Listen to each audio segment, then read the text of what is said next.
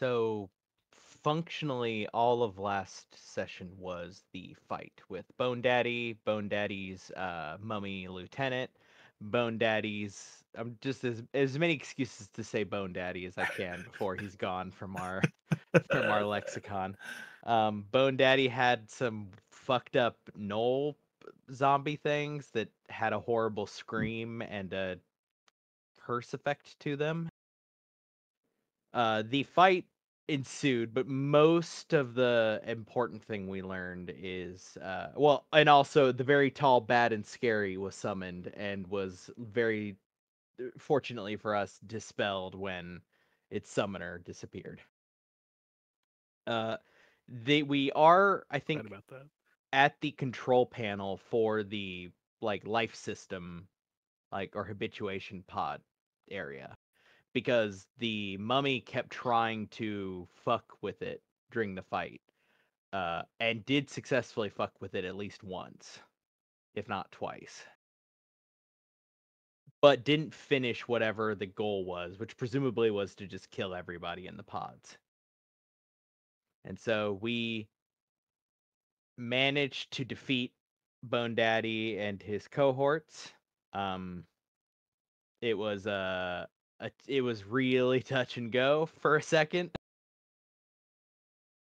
I'm trying to remember if there was any other.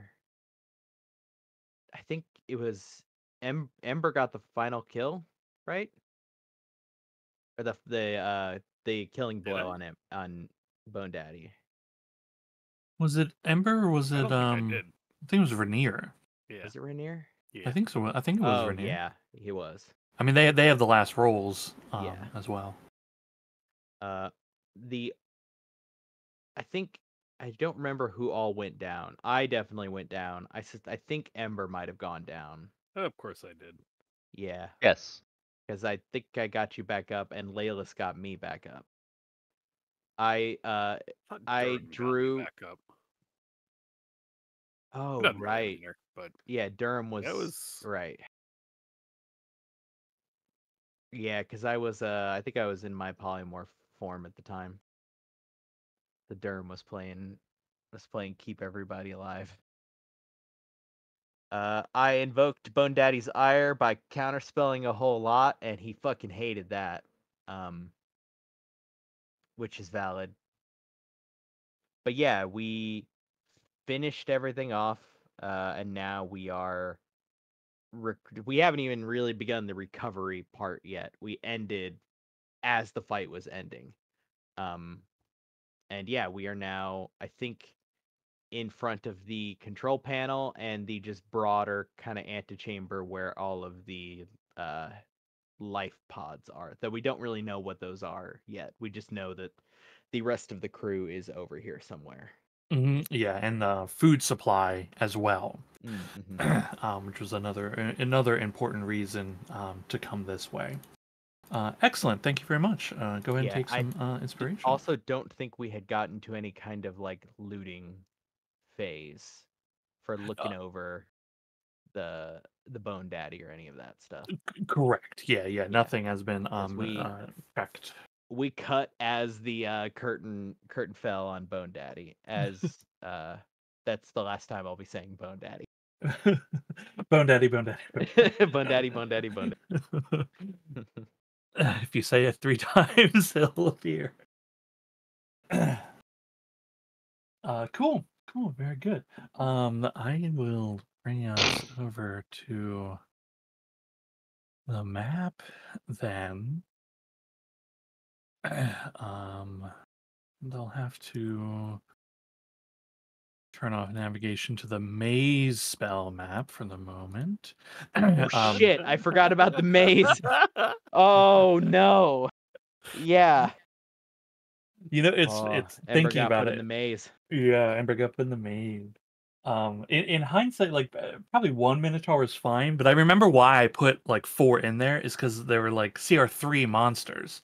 I was Yeah. like, oh, they're so weak, you know, like they'll get rid of them so quick. But I think the purpose of it was, you know, probably should be not combat and just like, oh, maybe you find it and maybe you don't. Ember and the I think it and the worked. Minotaur left on pretty good terms. overall.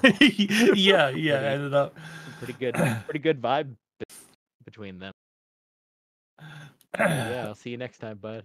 see you next time. Hopefully, see you again. I thought later on, like several days ago, thinking about the maze thing, it was like, it would have been like funny to have like a moment like Ember leaves, but we linger on the Minotaur, and he's like, like, hey Dave, I just saw the most beautiful woman I've ever seen in my life. You're not gonna believe this shit. She was. It was like she was made of fire. No, I'm not lying.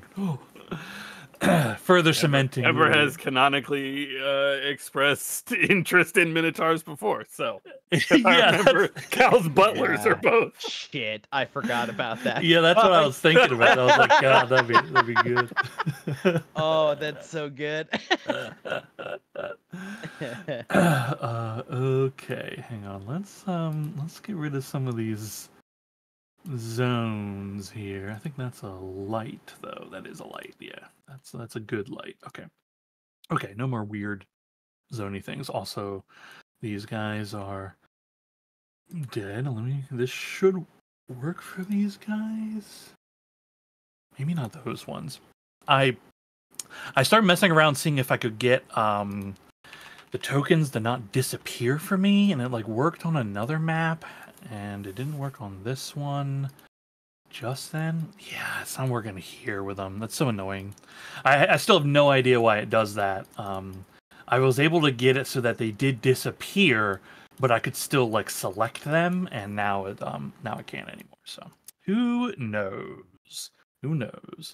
But they are dead. Okay, and then we'll just keep the bone guy here. Just mark him at. Nope, he's dead. It takes him away. Great. You love to see it. Cool. Okay. There. Okay. You all in the midst of the battle here. Just see, that is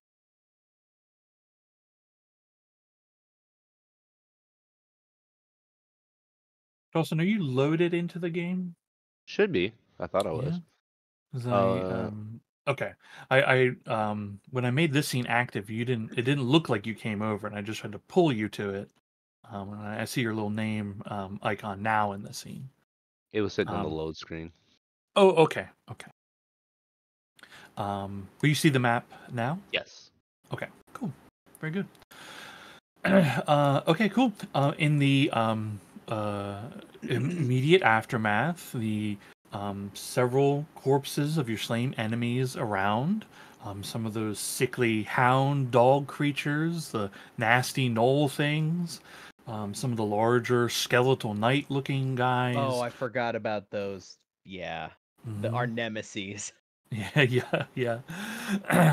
And then the Mummy Lord and Skull Daddy are near the console where Whole both screen Whispers is and red Zol For are. some reason, I can't see anybody. I think maybe my token is in a wall. You might be in a wall. Yeah. There we go. Okay, yeah. Yeah. there we go. Okay. Good. Okay. The bodies of your enemies lay vanquished before you. Things are calm here as you see Brayley up at the top platform, and Feorn making his way in through the chamber as well. What is it you all would like to do? We did it.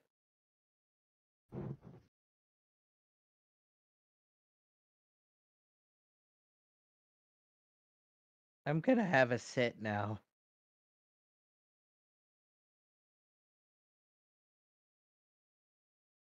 I grouped together. Group.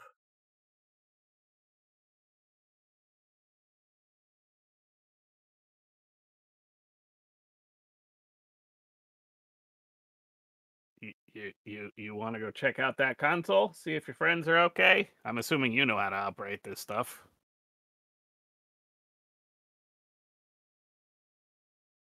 You. Who Oh, are right. you I should probably you. I was talking to the elf, but I don't speak Elvish. It takes her a moment as she realizes like you're talking to her, and she begins speaking back in Elvish. I'll do my best to translate. Okay, cool. Yeah, you get across that you want her to take a look at things, and she nods. Her and Brayley and Feorn head down towards that control panel, and they begin taking a look around here. Let me roll for them.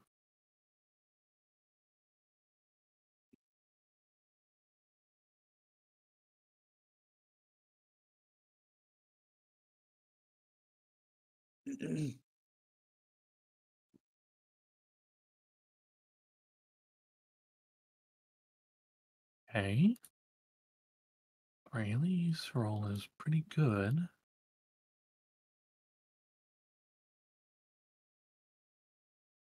Okay, you see, they begin messing with the instruments on the control panel here. You see, Fan gets a little frustrated and begins kind of prying, and then pulls a little panel around, and as he's looking at some of the inner workings, there's a bunch of sparks as he kind of gets stepped back, shocked a bit, shaking his head and cursing in Elvish. Brayley has better luck though. She looks to you, Durham, since you're translating, and begins telling you that this panel is mostly functioning, but some of the damage they did, it's hard to determine exactly what the repercussions may be. I could use some help actually trying to fix it. I'm close, but I can't quite get the stasis chambers online again. And if we don't get those online, it's only a matter of time before everyone in there doesn't make it. Are in luck. Prime can fix just about anything.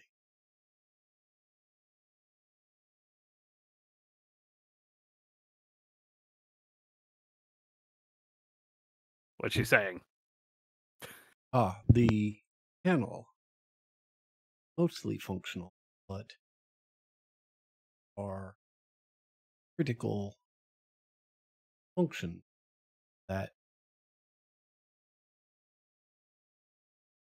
are not operating properly. Could use some assistance in fixing the panel.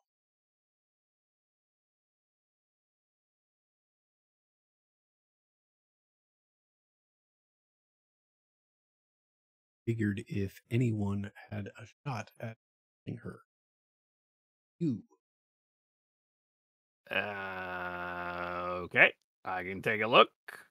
Probably in over my head here. Giant thing in space. Hold on, let me move the body out of your way. Like kick the what's left of Bone Daddy. I mean, his general form is there. Yeah. I think like the main skull is a bit broken. Yeah. The glowing eyes and all have since faded. He remains. His the robes he is wearing are there. He is wielding his he's not holding the staff anymore, but the staff lays clutched in one of the skeletal hands. I'll drag him away from the console just to get him out of the way so they have room to work. Okay, yeah, sure. Easily done.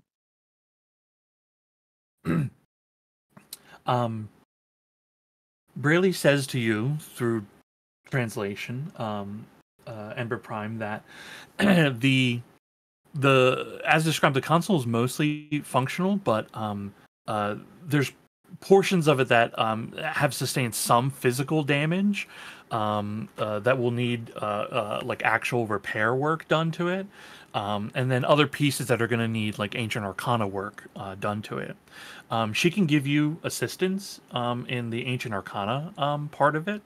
So you'll have advantage as far as that goes. But as far as like the physical damage, you'll have to figure out how you want to approach that. Well, I no longer have that set of smith tools as they have been worked into my hammer, but turns out in this case the problem does really look like a nail because that hammer lets me cast mending. But I will.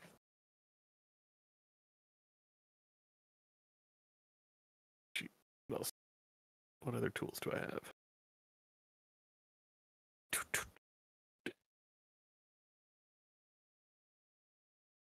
And while you're looking at that, I just want to check in. What is Laylis and Basar doing? I am outside at the moment walking my dog to go pee. I forgot to look at that before I walk out. Yeah, no problem. Is there anything you would like Laylis and Basar to be doing? He's gonna take the smart route and not start touching. But he's just gonna be in the background, just looking casual, trying to be not a problem at the moment. Okay, cool. And I'll put you and Basar just next to each other. And I'll remind you that Basar, there's something Still, yeah. yeah, something wrong with Basar currently There still. was some spikes, right? Mm-hmm. Some weird, Yeah. like sickly looking Yeah. spikes. Yeah, he got spiky spikes. He's just different. He's not weird. He's just a random growth spurt, okay? He's just a little different. Yeah. I'll you know. throw Ember a bardic inspiration as she's doing her initial assessment. Just reach out and like pat you on the leg with one of the long bugbear arms. Be like, "Don't worry, you got this." I know that wasn't my best encouragement, but You're doing great. You're doing I'm great. bleeding a little bit. I think on the inside.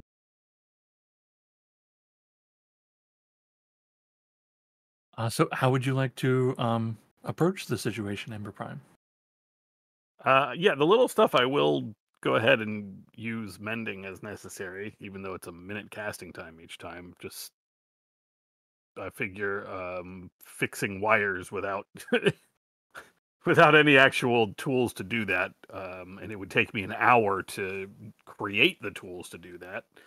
So I can get a bunch of wires done in that time. Sure, yeah. It's fine detail work, so the minute casting time and all that, it works out just fine. It takes about maybe, let's say, like 10 minutes where you feel like you've gotten like a very significant portion of that physical repair work done. The rest of it is a little more minor, but you've achieved the like big repair that this portion needed here on the control panel. And all that's left is to kind of reconfigure it using Ancient Arcana. Give you another bardic inspiration just to make sure. As I see you finished with the bang bang bang. Ancient Arcana. And you'll have an advantage with Yeah. Brayley's help. Intelligence ability check with advantage. Why are we trying to roll spiritual weapon now? It's ancient. It's Arcana. It is Arcana. So plus 3.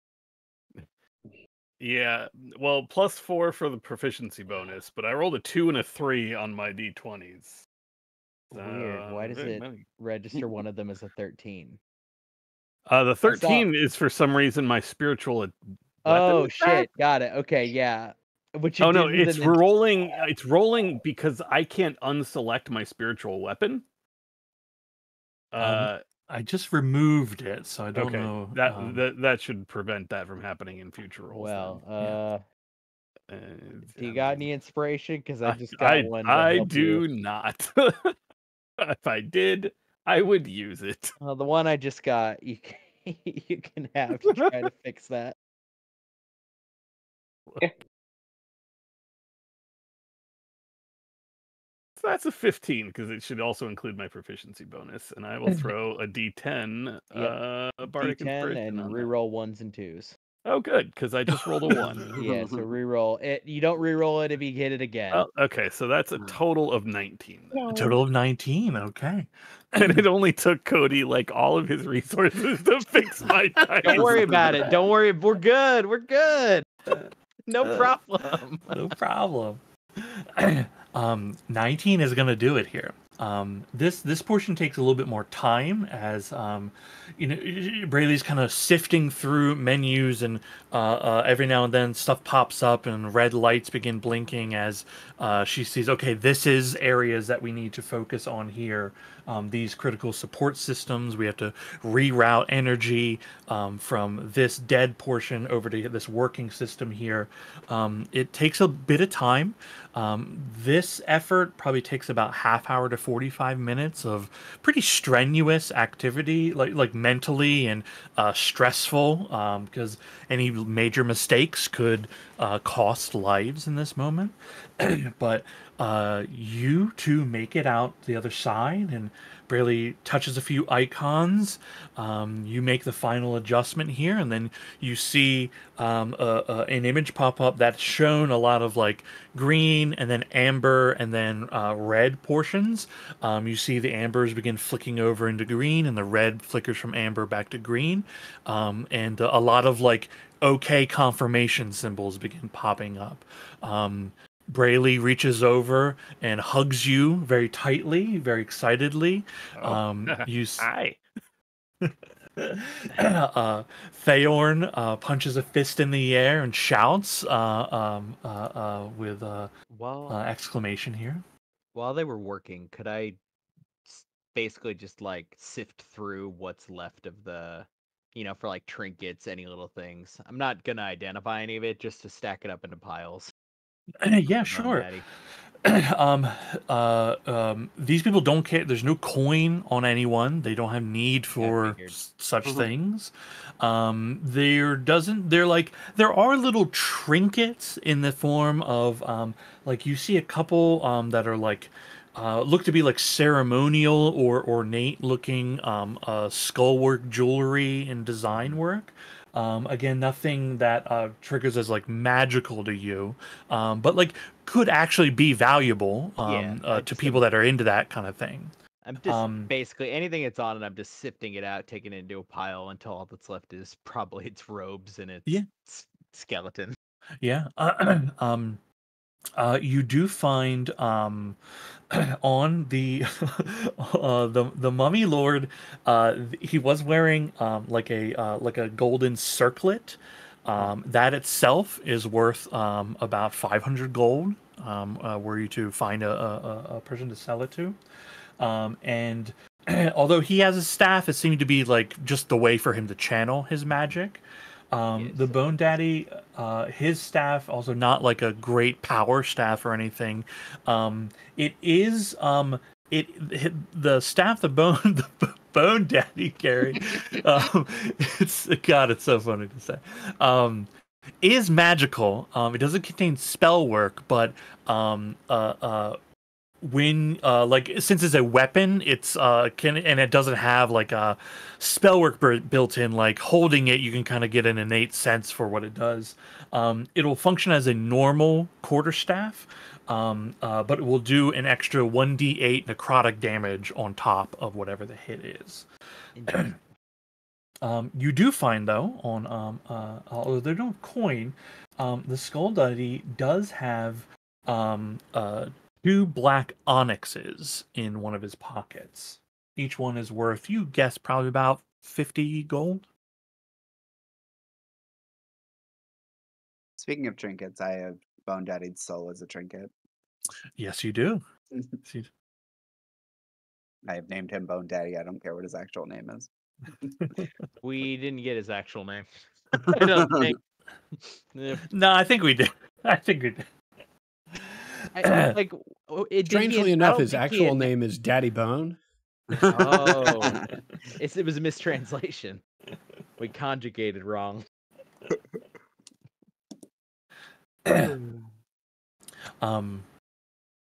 You see, with the control panel now functioning again, the large circular array that houses, like the tower that houses all the stasis chambers, some of the blinking lights turn just a steady pulse.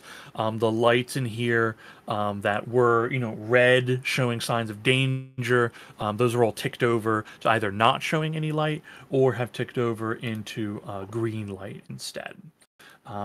Things here look good. You say Faorn rushes off, and he says he's just going to go check to make sure the food stores are still intact.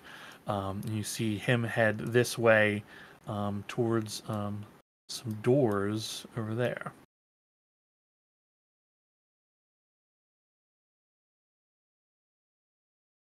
Sorry, which way were the doors? He has gone this Gotcha. way. And you hear like the sound of a door opening. There's also a door over here that looks like it goes into the same area. Is there anywhere to go on the other side? I guess it'd be the right coming in, but the left from. Where like over here, where I'm pinging here. Yeah. Yeah. These places are physically here. If you'd like to walk up those stairs and head down that way. I am far too fucked up. 12 health is a I'll go rock check. falls on me and I go down. I'll go check. Okay, Cool. just yell if you need us. I don't know if we'll be able to come. Hold on 1 second. Because it's probably going to run out soon, I'll start taking the 10 minutes to virtually cast Comprehend Languages. Okay, very good. Very good. Anything I'm looking for specifically?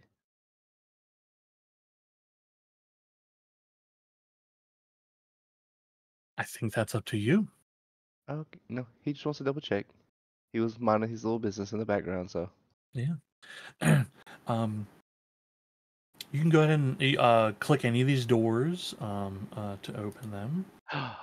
It's a room. Anything seem off about this room? It just seems like somebody's tidy little room. Just that it doesn't look like it's been used. Oh, okay. Ooh, that one's got a foot chest. Noted.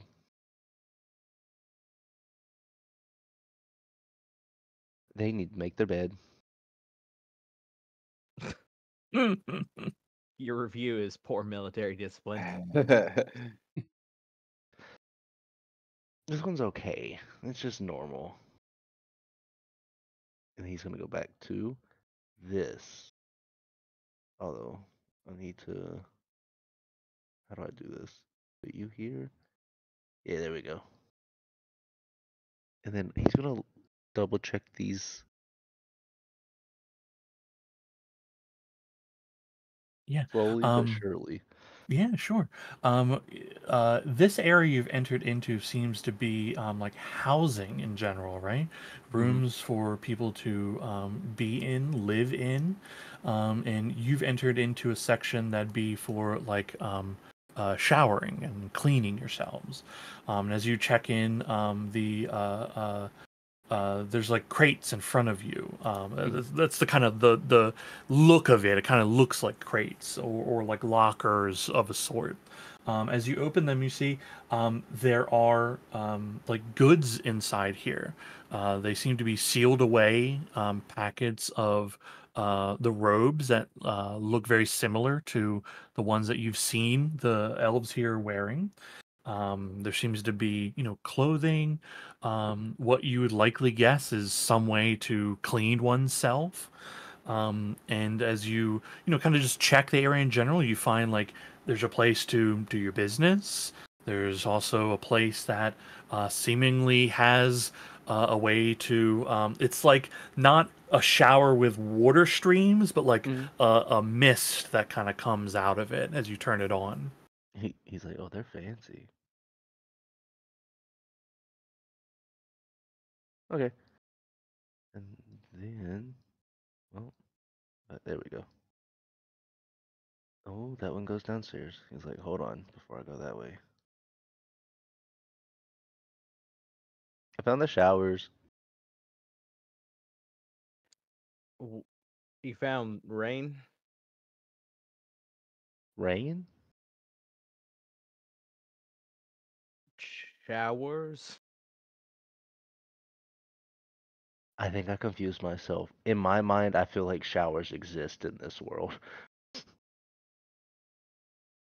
I think Maybe we rich people probably would have showers just because they can like rig up a water pipe to go into a tub. Ah, Think rephrasing. most people probably wouldn't have plumbing. I think. He's okay, rephrasing. He's like, I found the bathing area. And then this looks like the cafeteria. like a common kind of area, yeah.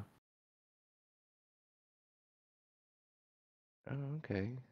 Is that actually like a separate stairwell, or does that actually go over here? Like just an overview? It has like a little platform overview, as far as that goes. And the stairs that went down up above, they looked like they were leading to like just further living areas. Okay. And then this symbol.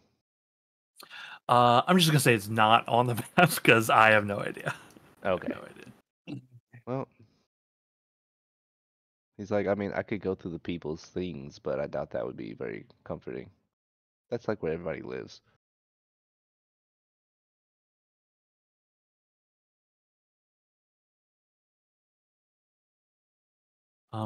Faorn steps through this door up a little further north here, speaks in Elvish, and as it's translated, he's saying, food stores look in fairly good condition. They definitely damaged some of them, but maybe we caught them before they were able to finish whatever they were doing.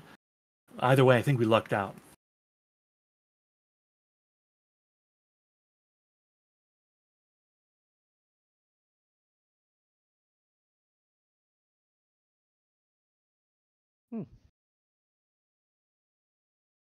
So do you need to like wake people up, or are we just taking food back? What I mean, Brayley speaks up and says, well, I'm worried if we wake everyone, there may not be enough food for all of them. And I know you said that you or one of your member can make food, but that's not a long-term solution. How many are there? She looks over at the tower and a few hundred. Oh. Oh.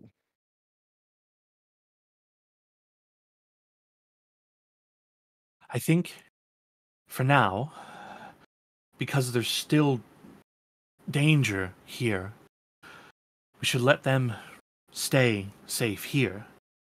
I can bring the others. You've made the tunnel through. We should be able to cross.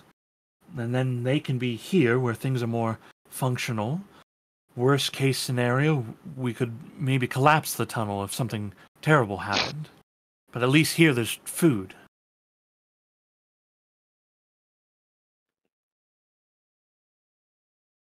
True, yeah. I mean, there's also, I suppose, multiple points for you to fall back into in here.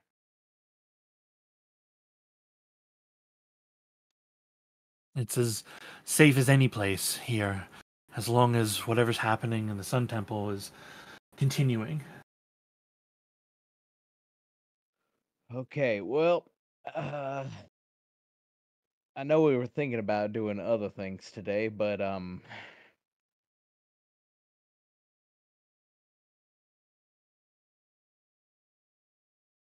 don't know that I have the resources for another fight like that. Or Did even I a fight just- half like that. Did the lights just go out? A little bit, yeah.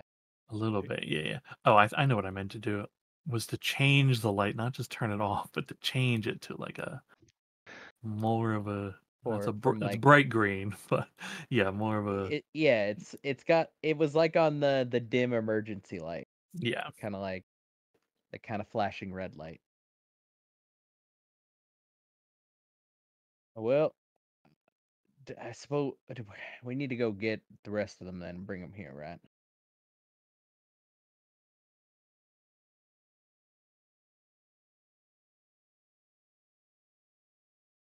Ideally, we could certainly use the escort. All right. Who is fit to do escorting right now? Give me a minute. I can it'll take some of what I can do, but I can heal us up. I mean, I think at least one of us should stay here. Probably two. Nice. Team cheat. Well, This will be for all of us, including this will be for the 5th season. I don't know how they seem fine. Basar is doing. So for Okay. Basar, you don't necessarily have to worry. I can use spell points and resummon him full health.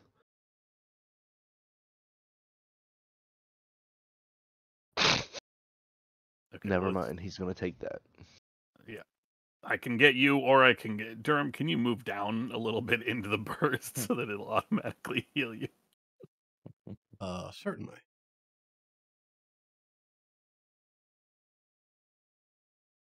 Oh, that's a Nice. mass cure wounds. 6 creatures. 1, 2, 3, 4, 5. Hey. Hell 23 yeah. points. Pretty good. That's like a quarter of my health. All right. So I don't want to use all my magic doing that, but come here. I got equipment section. So I can see how I'm doing on healers kits. Oh, I got plenty. I'm not about to use up an entire kit or anything. Well, the last half of a kit. Here he goes. I got bandages.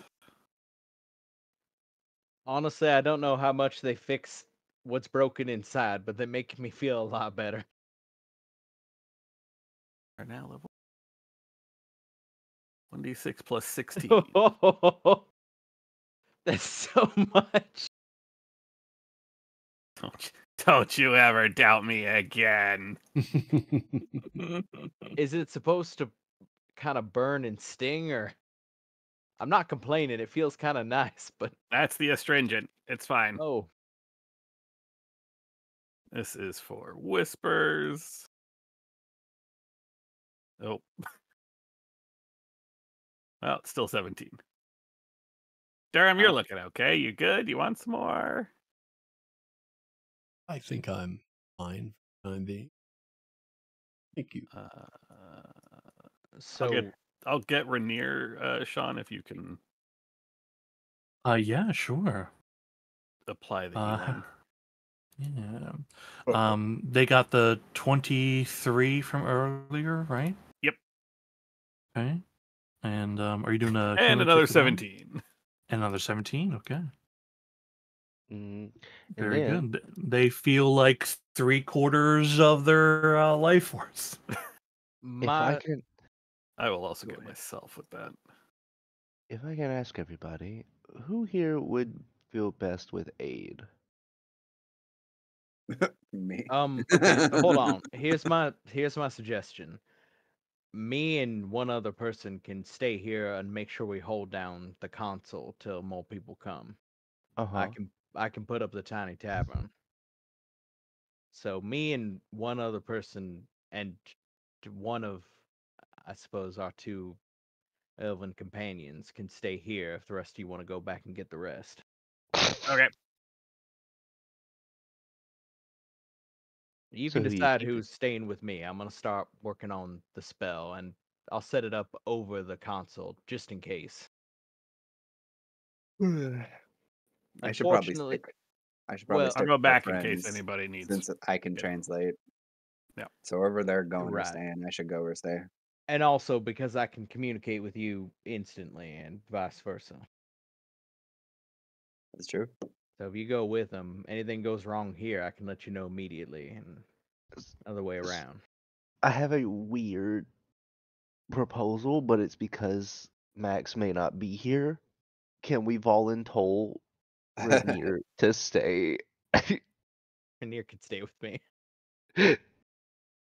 That's fairly fitting anyway, if only because, like, leaving one of your big guns behind.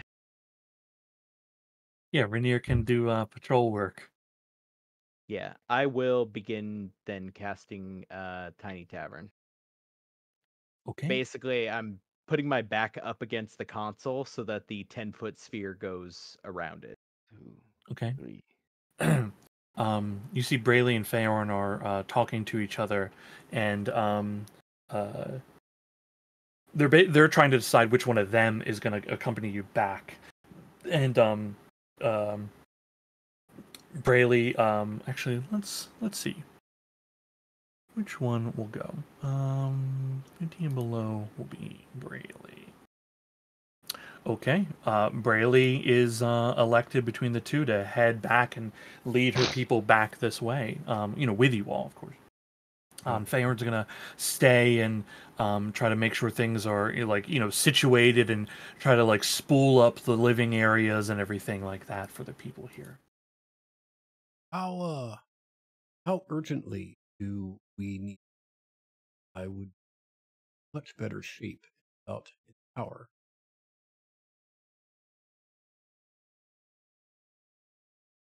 Mm. I mean, I suppose they might be safe over there right now.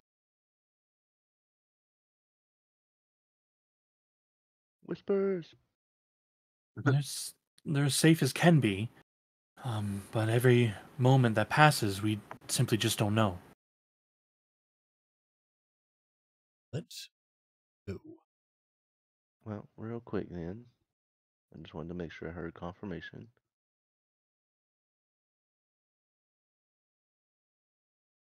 I don't know why I asked for damage and not healing. That's scary. But he's gonna give it to Ember Prime, Brayley, and Whispers. It's just the 5, right? You're casting at first level. 3rd level. 3rd, dang. No, yeah, in that last fight I used 1 spell. So that's 15 or 10? 15. 15 should be. Oh no, it's 10. It's 10. Oh no, it's 10. I can't do math. Yeah, Second level okay. spell. Yeah. How do you add that to your Yeah. Okay, so you have in the upper left-hand corner, there's a little wrench icon. If you click it to turn it on, all the gear and setting icons will flip on, and by your health on the sheet, if you click that, it'll let you go. It'll bring up your HP stuff, and there's a section for temp max HP. And then if I had 10 there, Brayley, it shows 80 out of 90, or it's 80, and then it now says 90 for her, max HP. And then there's a little section underneath that's purple that has the 10 showing how much max HP is being affected.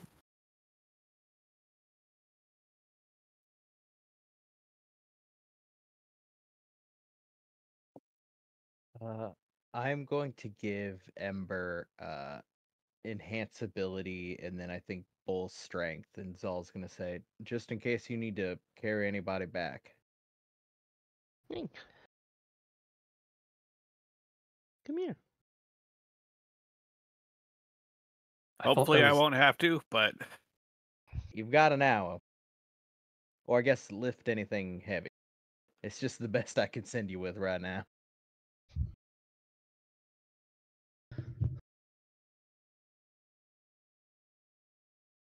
I appreciate it all the same.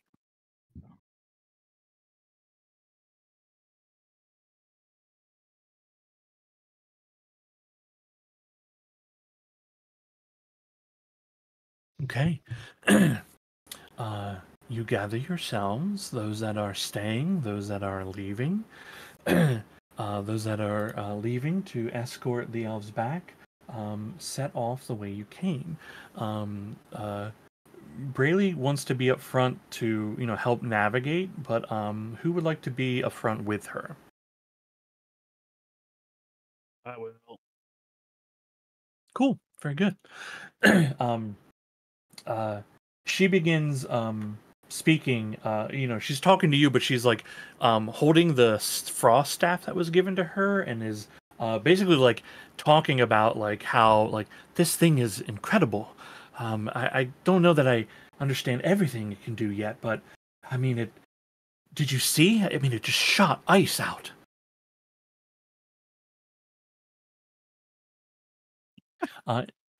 She's all excited about this, and Emperor Prime right now has to wait for it all to be translated. Yeah.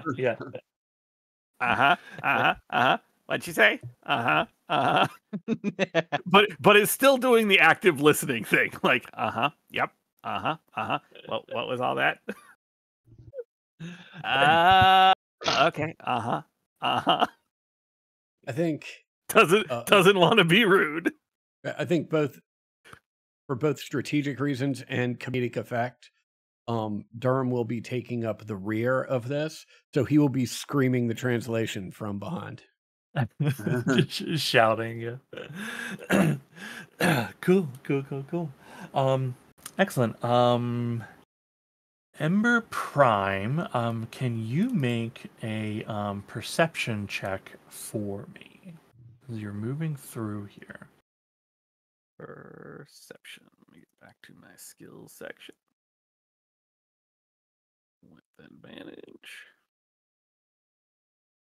Best I got to 17. Okay, very good. You're moving about, and your numbers as you've moved here were large, as far as like travel goes. And you're going to bring larger.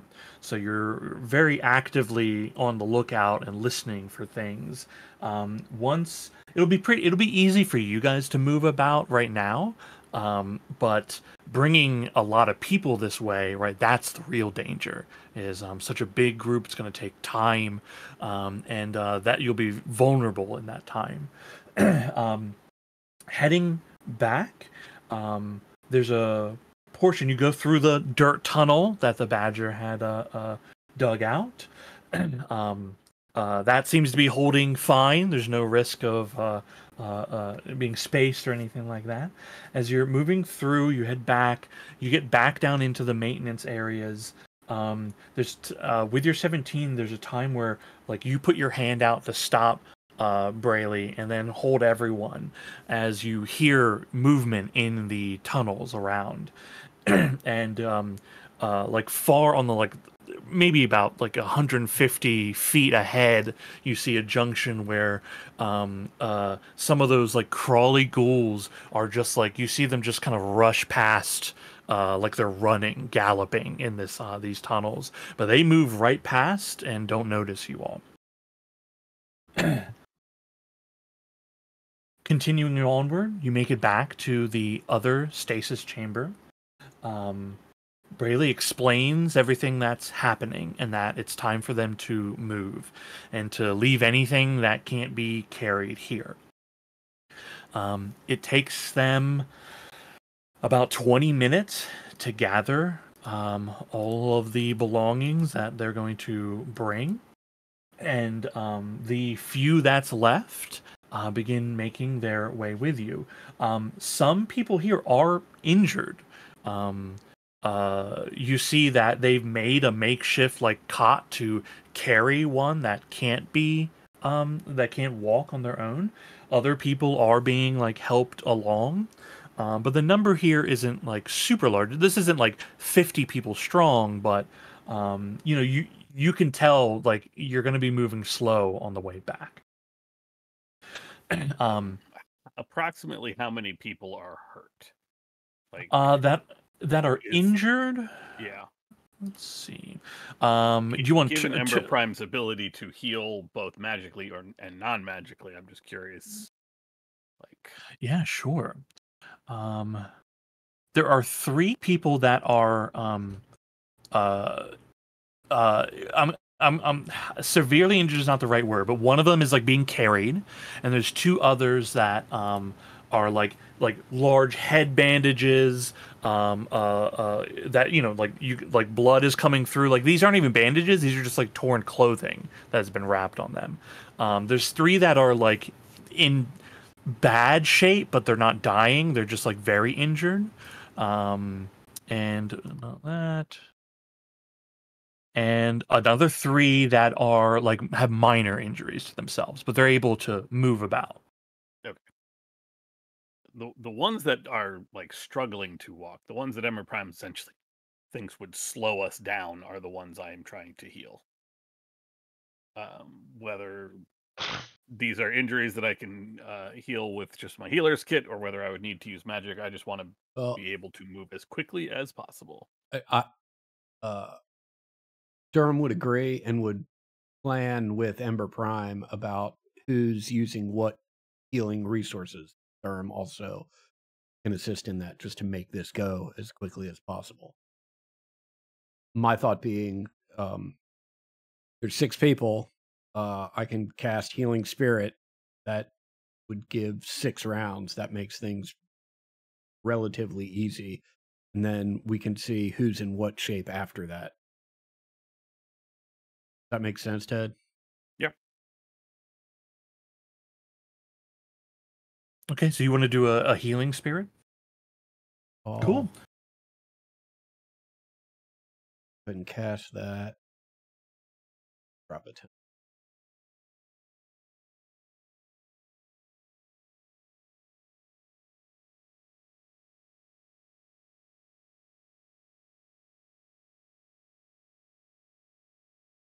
So this is just in order of the 6 people.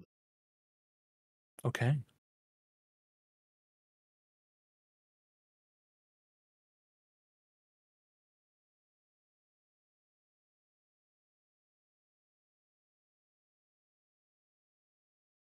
A lot of 6s there, my boy. Yeah, that's not bad. Yeah, not bad at all. Hell yeah. The 3 that had more like minor injuries, this resolves the problems for them. There's superficial wound, the scratches, that kind of thing. Nothing that would require any actual healing to be done. The other 3 that are have more major wounds to them, the one on the cot won't need to be carried. Will need a little bit of assistant moving, but the other 2 are able to kind of move more freely on their own. So there's only one that's gonna slow down is not even the right term anymore, right? They just need another person to help them, and they have their allies here to do so. So you have healed the people here that needed healing the most.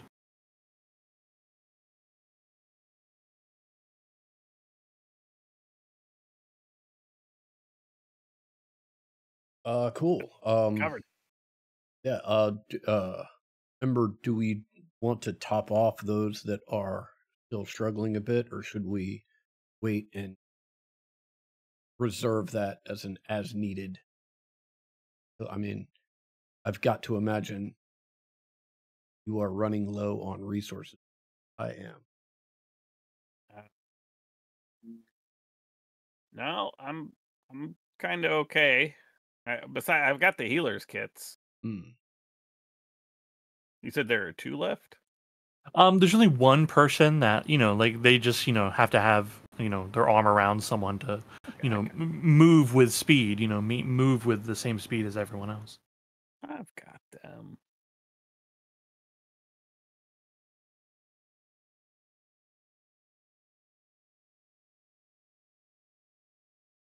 Somewhere in here are my healing kits. Somewhere is a healing kit. Yeah, Do you although need they to- will not get nearly as much out of the healer's kit, because I don't imagine that they are level 12. Yeah, definitely not level Based on their 12. number of hit dice. Yeah, you can put like 5 if you have to put a number in there. Okay. Normal. Boom. 13. Cool. They had, they had like severe leg injury, where I gotta get it was kind of like, lint, get you a little bandage, get you a little cast. they Get you a look at little you rolling and cart, you bend your knee, you put your leg on it. Modern medicine.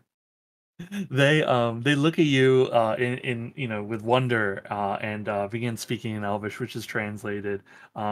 They're just thanking you profusely and saying, to be honest, there was a lot of talk about whether or not the leg should go, and I can't believe I'm now walking on it.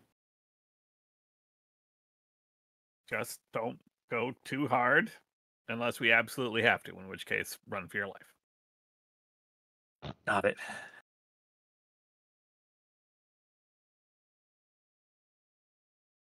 Cool. All right, we're gonna make our way back. There are occasional ghoul patrols. There are these things. Well, I mean, you've seen them. They broke in here, did some damage, but plenty of them in between us and where we're going. Stick together. Nobody run off. We should all be fine. Well, I mean, we'll definitely be fine. You guys should all be fine. It's so comforting, but so not at the same time. Charisma 6. Heart of gold, charisma of 6. And The everyone, wisdom's there. They just can't. They can't give the charm to make it happen. bedside manner is a learned skill. It takes time to be good at. Everyone gathers themselves, and you begin moving your way to the other stasis area. This does bring you close to the common room where you'd found all those corpses earlier, and you had fought a bunch of undead, kind of attacked you where you first met Brayley. As you pass through, and coming here, you pass by that same kind of junction area in the maintenance tunnels. As you pass by now, there's a lot of, in the time between then, you see there are like it's blood, like old blood trail, and I don't mean that the trail is old. I mean that like bodies have clearly been drugged through these tunnels, and like bits, and like you can see clear signs of that passing. Something has like moved through, not going the way you are going in a way that, as Brayley like looks at this and sees the direction they're going, she says, I mean, if they keep following in that way, it's likely they're bringing whatever it was they took to the Sun Temple.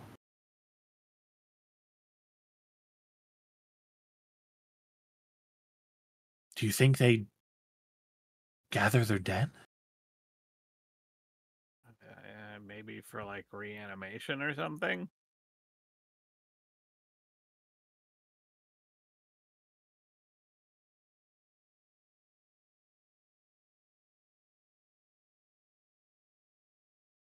We should definitely. That's worth looking into, but not while we've got all of. We got to get everybody back first. She nods and follows your lead. On your way back, is there anything specific you want to do to ease or affect the travel in any way? I'll cast. I will cast Pass Without a Trace. Ooh.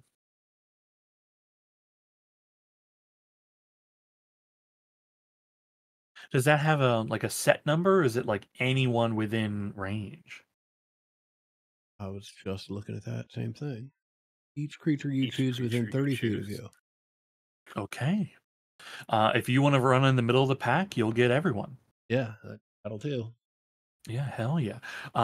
You won't need to roll for this because you're moving already in a surreptitious manner.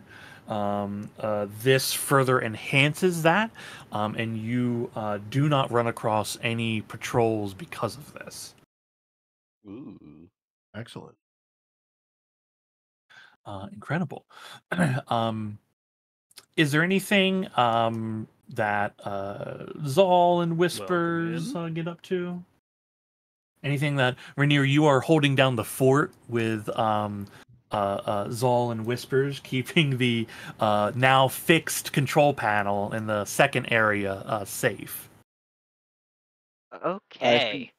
I should be with Ember and Oh, you're with the Durham. group. I'm Yeah, sorry. later. Yeah, Yeah. I'm Whispers sorry. went with mostly because he's got the other communication. Because you can talk to each other. with Yeah. Sorry. everything.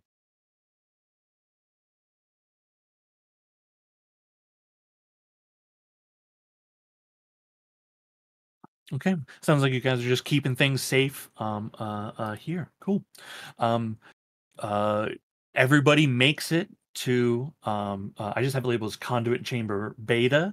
You're able to make it back here. And the moon elves in tow, they're hesitant about the dirt tunnel, but Brayley assures them you all go through, and I mean you've done a lot to earn their trust. They pass right through, come out into here, and you see everyone very excited to be in this place. It seems a nicer condition. Feorn and Brayley begin explaining to everyone that stores are here. They beginning to distribute bits of that, as well as showing them the living quarters area and getting people clean clothes and robes as needed here. So the moon elves here begin to settle in to a sort. What do you all do?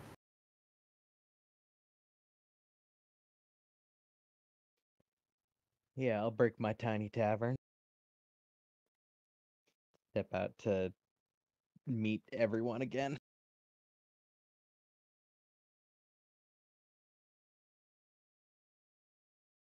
As far as we know, the only way into this place is through the dirt tunnel, right?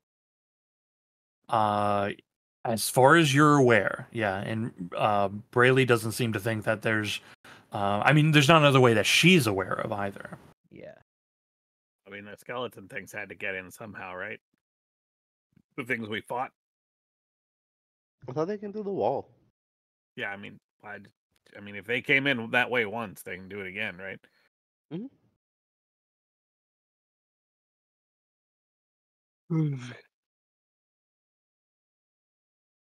At the most I can do is seal up the way we came in.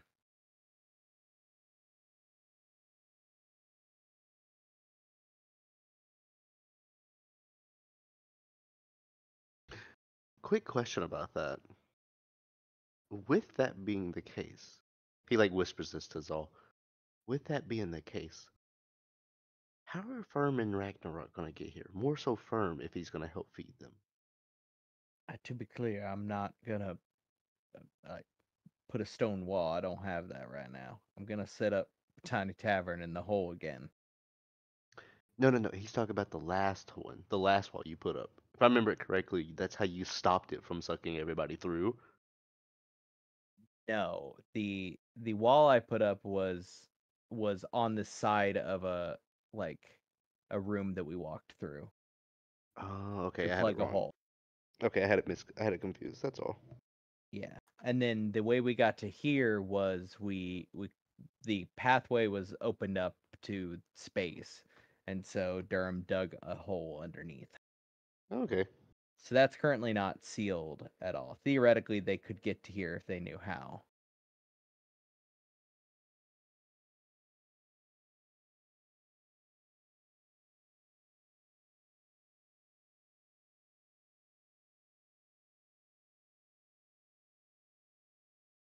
Speaking of, actually, can I have Scritches start moving back towards Ragnarok and Firm?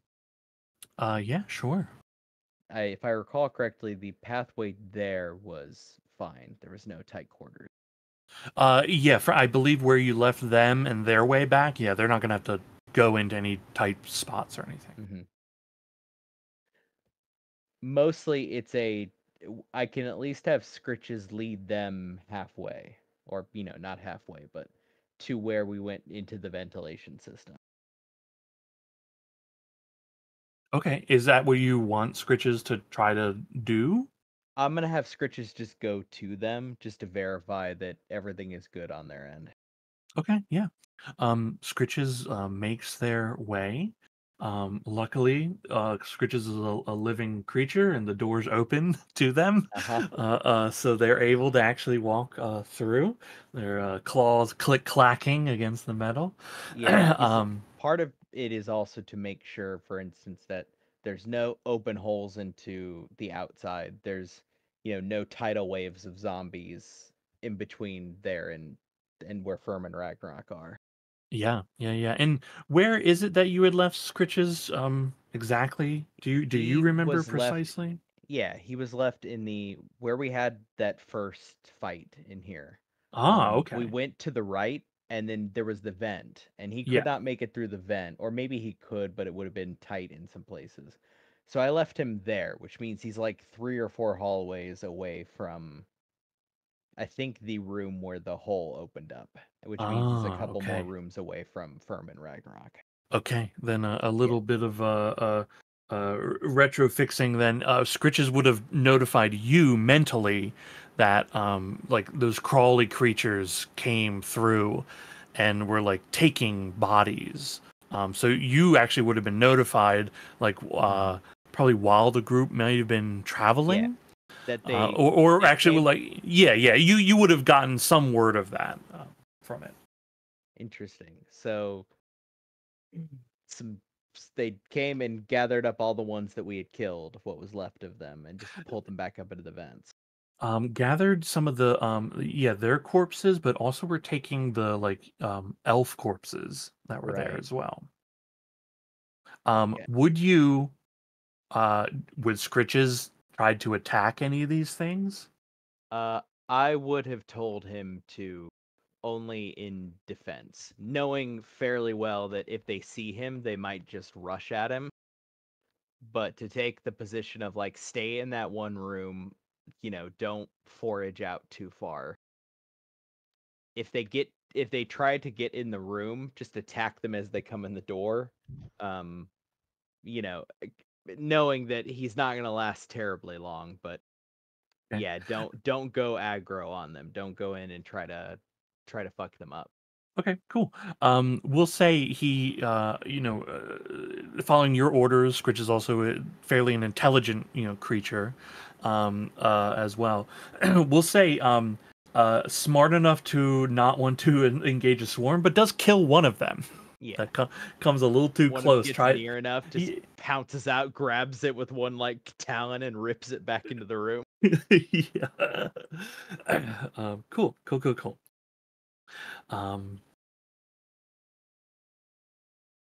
The elves begin to settle in and get themselves situated. A couple begin messing with some of the, arcana, ancient arcana here.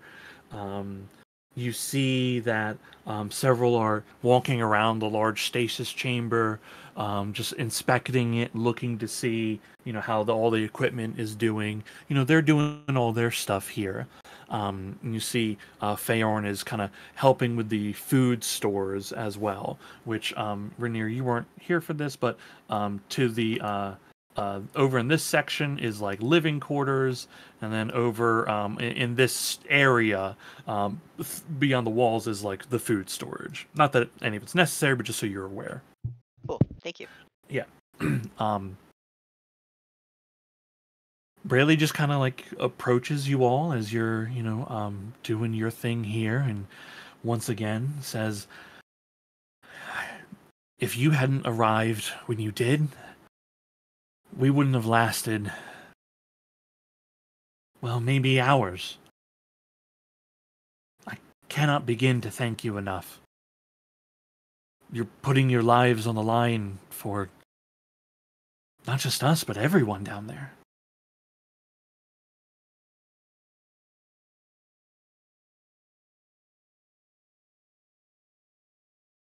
Is she just talking to all of us?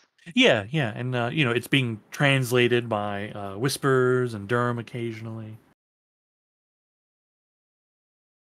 This is sort of something that we're finding to be increasingly necessary, that it would appear that there are a number of, well, predominantly one external force upon the plane that is demanding that folks actually get up and try to defend themselves. And I can't imagine, folks such as yourselves who have been removed so much from your home deserve anything less than really an opportunity to maybe see it.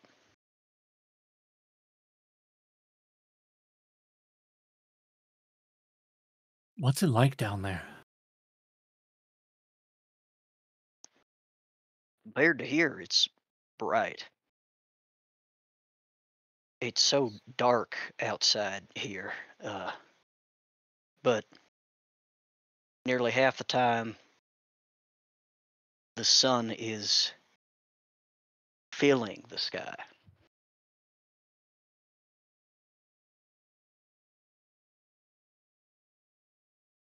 And the air moves in ways that aren't, I don't know, like it is here.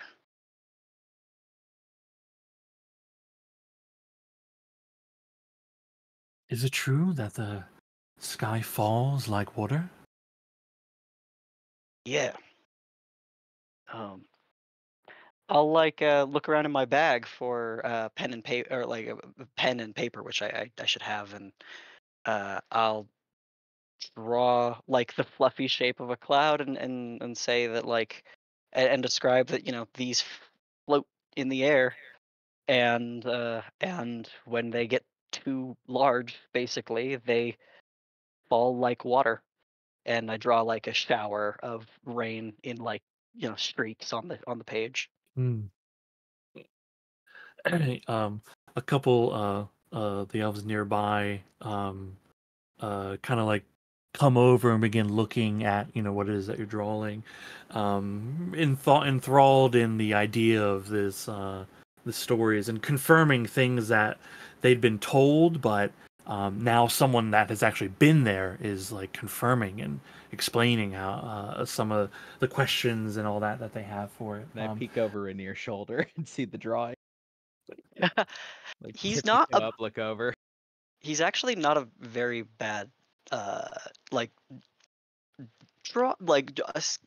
sketch artist, but like it's also just a little drawing of a cloud and rain. I will make a minor illusion that is a like as close to I can a realistic version of Rainier's drawing. Not like what it necessarily actually looks like, but like, yeah, look, it's dead on.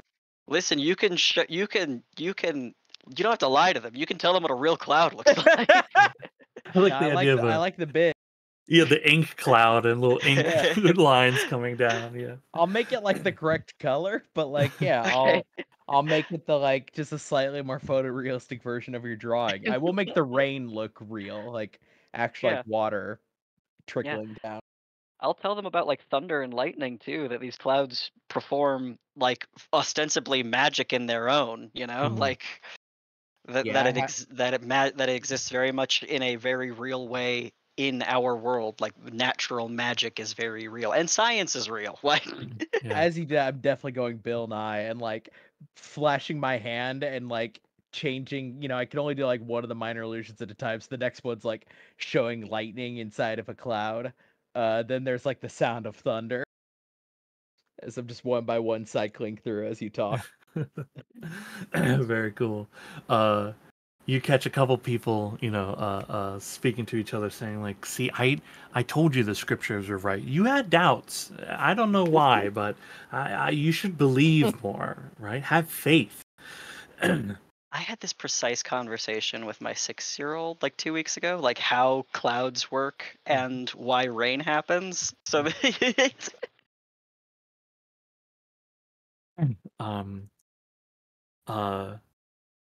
Braylee asks you all, well, she'll ask you, Rainier, since you're having this conversation.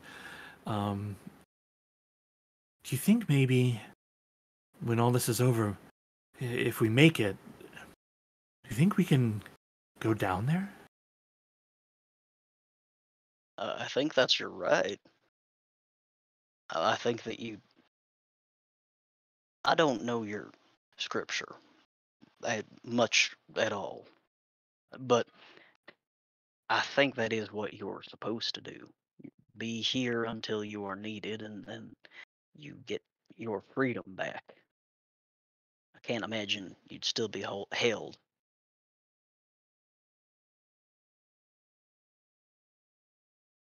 All the more reason to see this done and to make sure you get to the temple.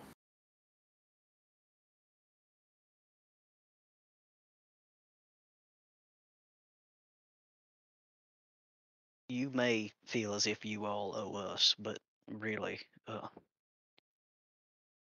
without knowing it, you folks have done more by being here than I think any of us could have hoped for by getting here.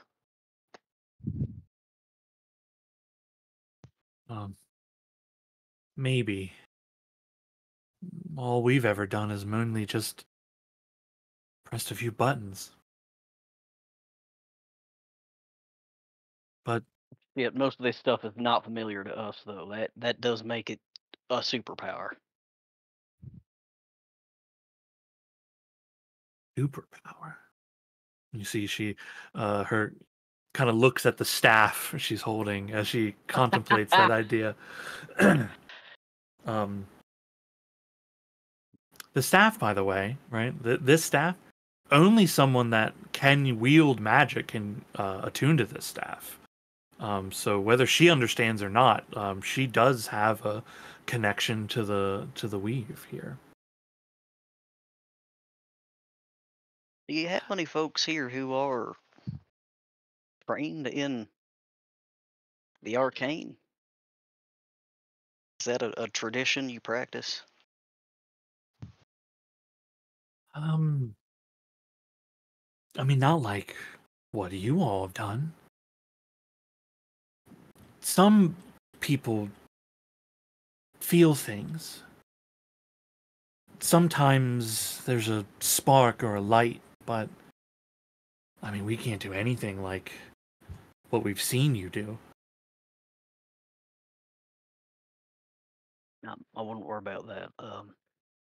Most of us have been amateurs before. Maybe we can learn. I think you could.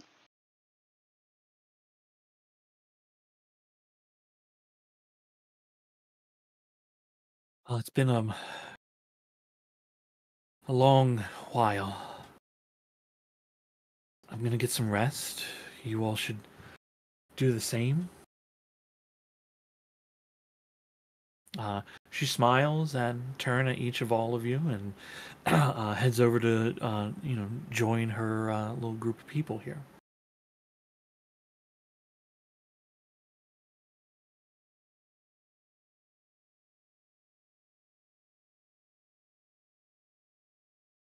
Is the plan to long rest and then we head on to the final conduit, folks? Is that what we're Hello? I don't know that we have a plan yet, but probably. Okay. The only thing I think that we had said about it is I had said I do not have enough resources for a fight even half as hard as that one.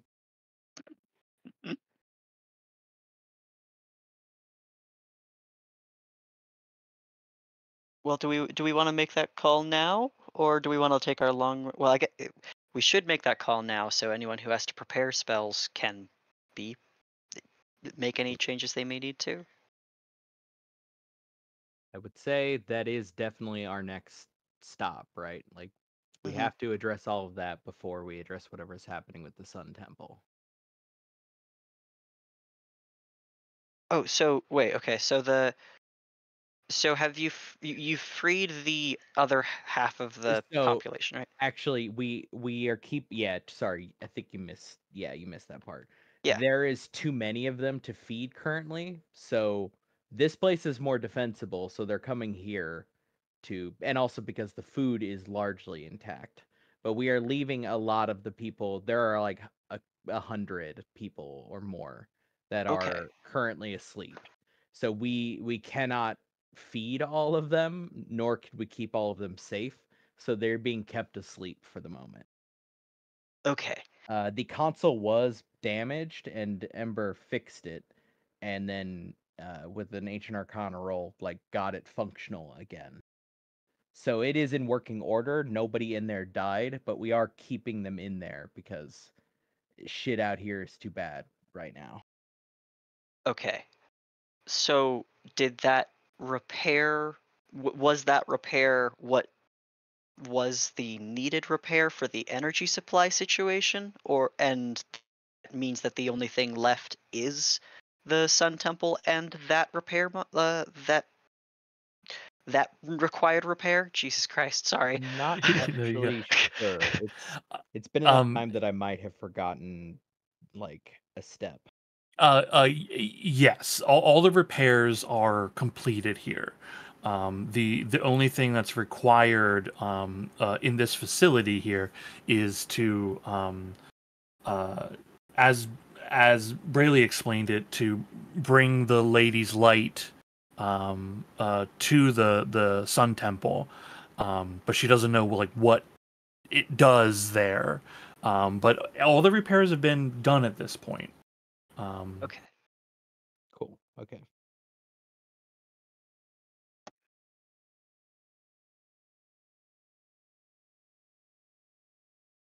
So yeah, I Um, guess we gear up, long rest, then gear up for big fight. Yeah, sounds like it. With Egg and others. Yeah, with the oh, fuck, I forgot about Egg. I've been thinking about Egg. Yeah. I was too focused on Bone Daddy. I've been That's on thinking me. about Egg because Egg feels like Egg could be so many things. Egg could be real Well, Egg, or Egg could be I have a could be one of the Ancient Arcana bubbles adjacent, and that's the thing that I fear that it really is. I have a hypothesis that that may be where the corpses are going. That the Uh-huh. egg isn't so much an egg as it is a fucking like flesh amalgamation that they are just feeding more biomatter to. I mean, very distinctly. It reeks of negative plane bullshit, which is very Yeah, much it's not good. consumption and death. All of our best friends in this campaign. Well, I guess we long rest and fucking go find out. okay. You all settle in for a long rest. There's between you and the elves here, there's plenty of people to maintain watches, to keep an eye out for things. I mean, they are actively wanting to, keep an eye out and help and assist, the people that are able-bodied to do so and don't need to be resting. You all are able to have a long rest here. Just in case, I will set up the tiny tavern in the like entryway, basically. Okay, cool. Just in case anything comes through from space, or I guess down through the hole. Okay. I mean, you're right, but that's also very funny. It is very, yes. It's me just plugging a hole with the with the tiny tavern and hoping, knowing that these fuckers could probably face through walls or whatever. It's the illusion of control.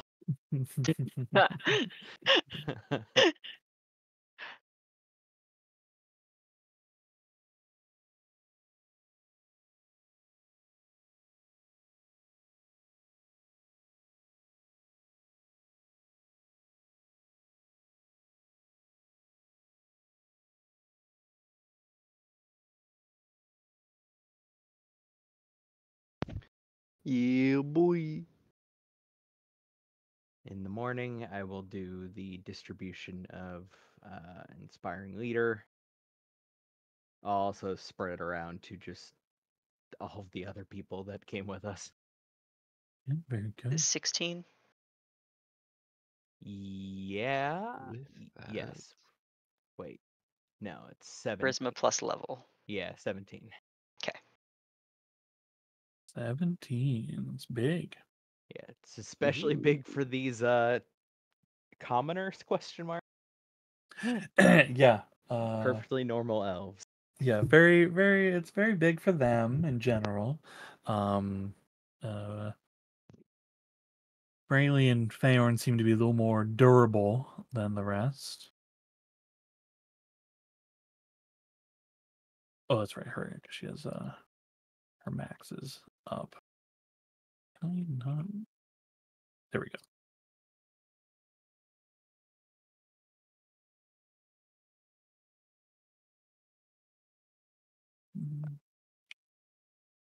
And you said it's 17 now? Mm-hmm. Okay. That is what he said, yes. Yeah, cool. Though I think the 8 actually does go away because it's been longer than 8 hours now. Oh, cool. You actually don't need to go into that like HP setting box. It's just underneath the HP. There's a blue box for Yeah, I got the blue one next to yeah, and the purple one, if you just add a number there, that's the max HP adjustment. Cool.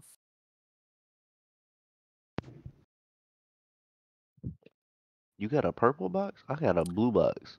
Yeah, well, and to the right of that is another box that any digit in there will be purple. So if it has like a 1 or again any digit. So if I added that 10 aid that you had given earlier, that adjusts the max HP without having to go into like the health settings for the sheet.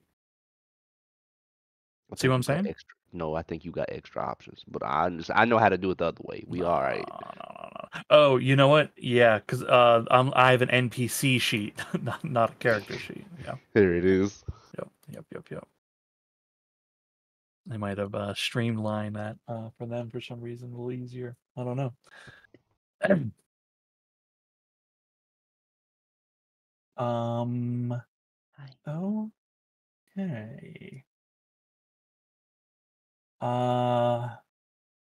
In the morning, I know Ted's like AFK at the moment, but there's things still to attend to.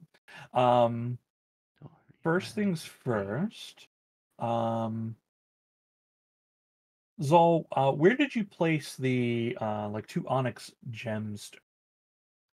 For the moment, I would probably have just well, I guess they were out in the open, so had Rainier been there, they would probably have gone into the bag of holding. Okay. The other thing you missed, Max, is that I had divvied up all of the stuff that we found on Bone Daddy. I say divvy up. I basically had like gathered it and put it in a pile. Wasn't much other than apparently the onyxes.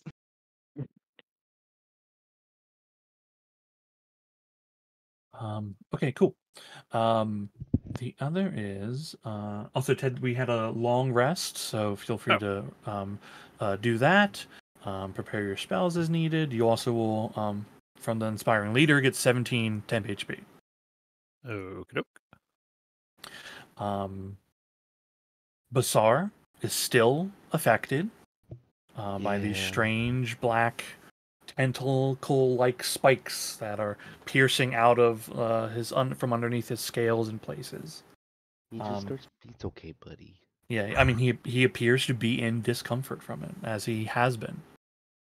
Prior to the long rest, could I have ritually cast Identify on Basar, trying to... Wait, I think I might have done this already. Trying to figure out what is affecting him. I have a distant memory where I think you might have done this, but we can also just say you did for do the ritual part of it, right, to make sure. Basar is for sure under the effect of a curse. Curse. That's what I Yeah. thought. Because I was like, I need to prepare, remove curse. Yeah. And it cannot be undone except for that kind of magic. 'Cause I don't believe that heal will allow me to do that. It will not. So I need to unprepare something. Put a hand on somebody. Heal. You can Heal. heal.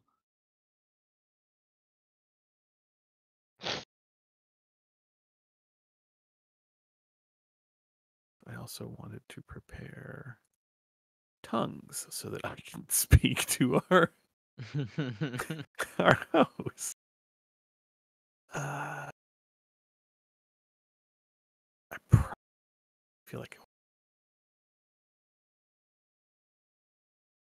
Okay.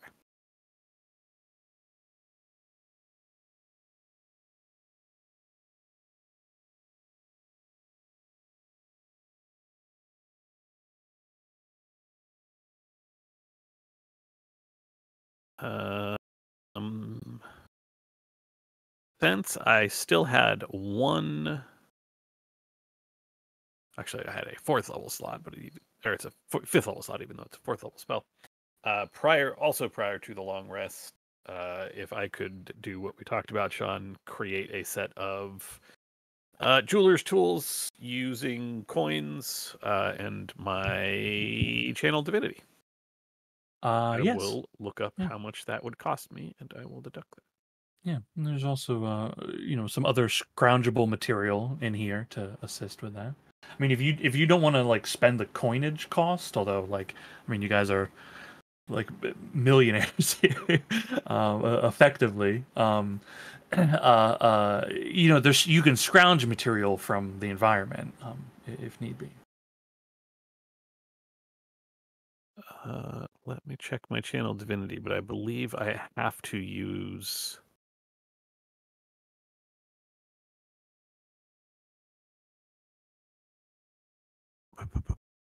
Crafts a non-magical item that must include some amounts of metal. The you create can be something that is worth no more than 100 gold. Must lay out metal, which could include coins with a value equal to the creation. Yeah, it's an equivalent exchange. So I will certainly use whatever. Yeah, you can certainly scrounge material to do it.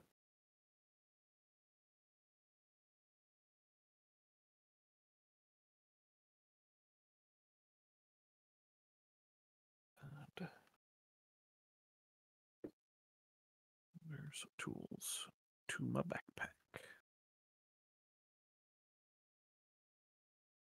Now, if I can remember how to do that.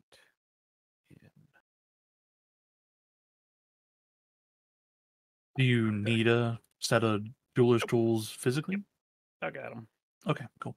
I found the section of the compendium.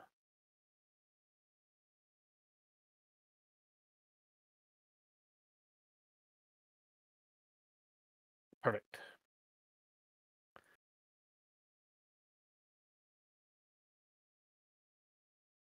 All right, so what's our plan? Are we gonna follow those things over to the shrine, temple, sun spot thing? Do we? I think that's it. We go in the same direction as they're headed. They're gonna be there no matter what, so.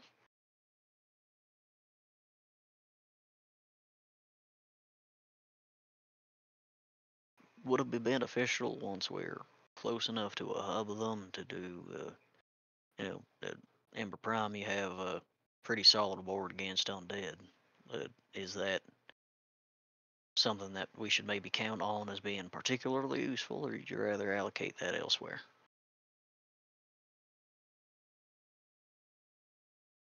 I'm sorry, you're gonna have to above table for me exactly what you are asking me. I'm thinking about potentially having a plan to wait until we are within hub of undead, because we kind of know we're going to a centralized point of them a little bit. that we kind of just try to get you there and then turn / destroy all undead. That's gonna let us get with Channel Divinity. Yeah. No, my Channel Divinity will be good to go. Okay. I don't know that we have, barring sending out a familiar of some kind, any way that we can know a lot more. So if we don't have a means of doing that, then we can all just kind of hike out together and cross our fingers.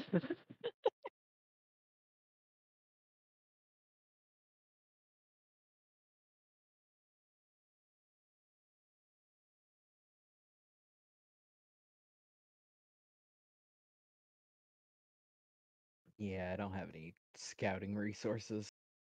I have Scritches, but Scritches is doing some work over where I left him. Scouting, you say?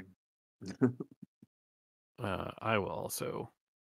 All right, Basar, this is not going to feel good. I'm very sorry about this, but we're going to burn away some of that nasty magic.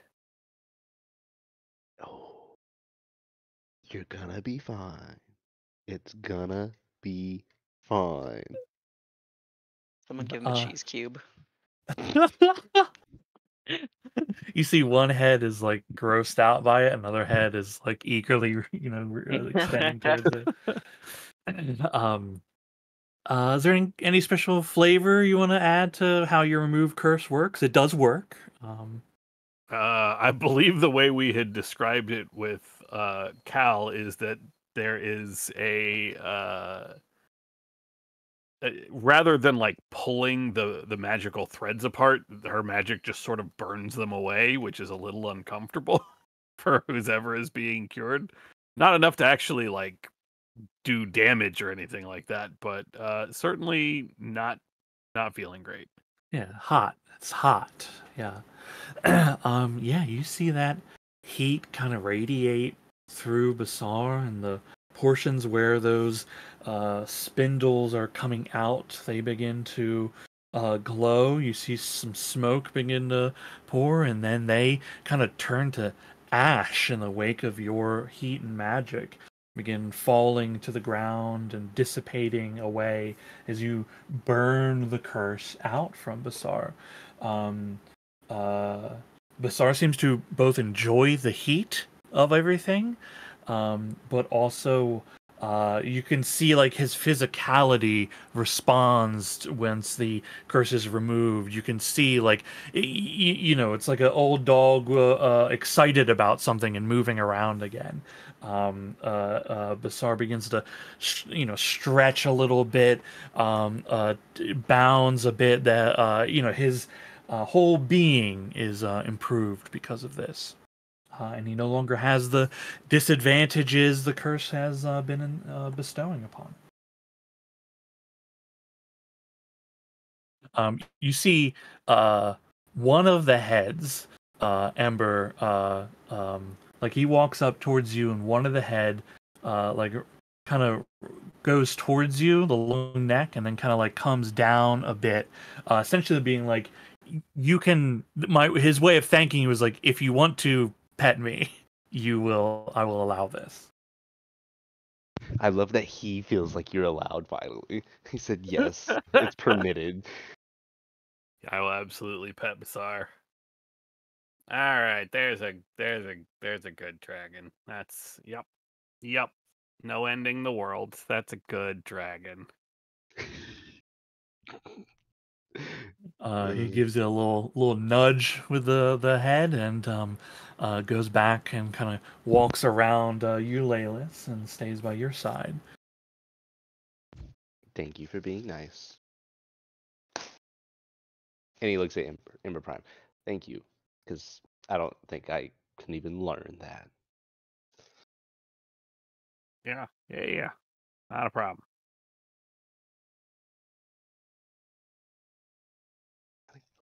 No ending the world. That's a good dragon elf. Awkwardly pat Leyless on the head. He's like, I wasn't even Can you planning reach? on it. That is a very good question. You pull him down a little bit so you can battle.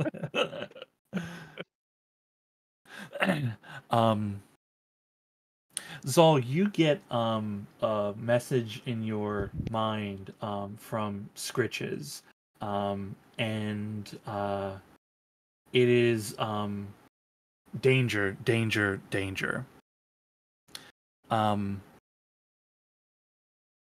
What are our other two fellows doing? Straight Ragnarok up and Firm. vibing. I have the honest opinion that they are straight up vibing at the door, just waiting for somebody to tell them they can walk forward. I have a feeling Ragnarok is pestering Firm with. So what do you think they're doing? Do you think they're there yet? Do you think they're coming back? Do I you don't think they've even know done where we're something fun? Every time he gets too annoying, he just puts food in your mouth. He's like, "Here, stop."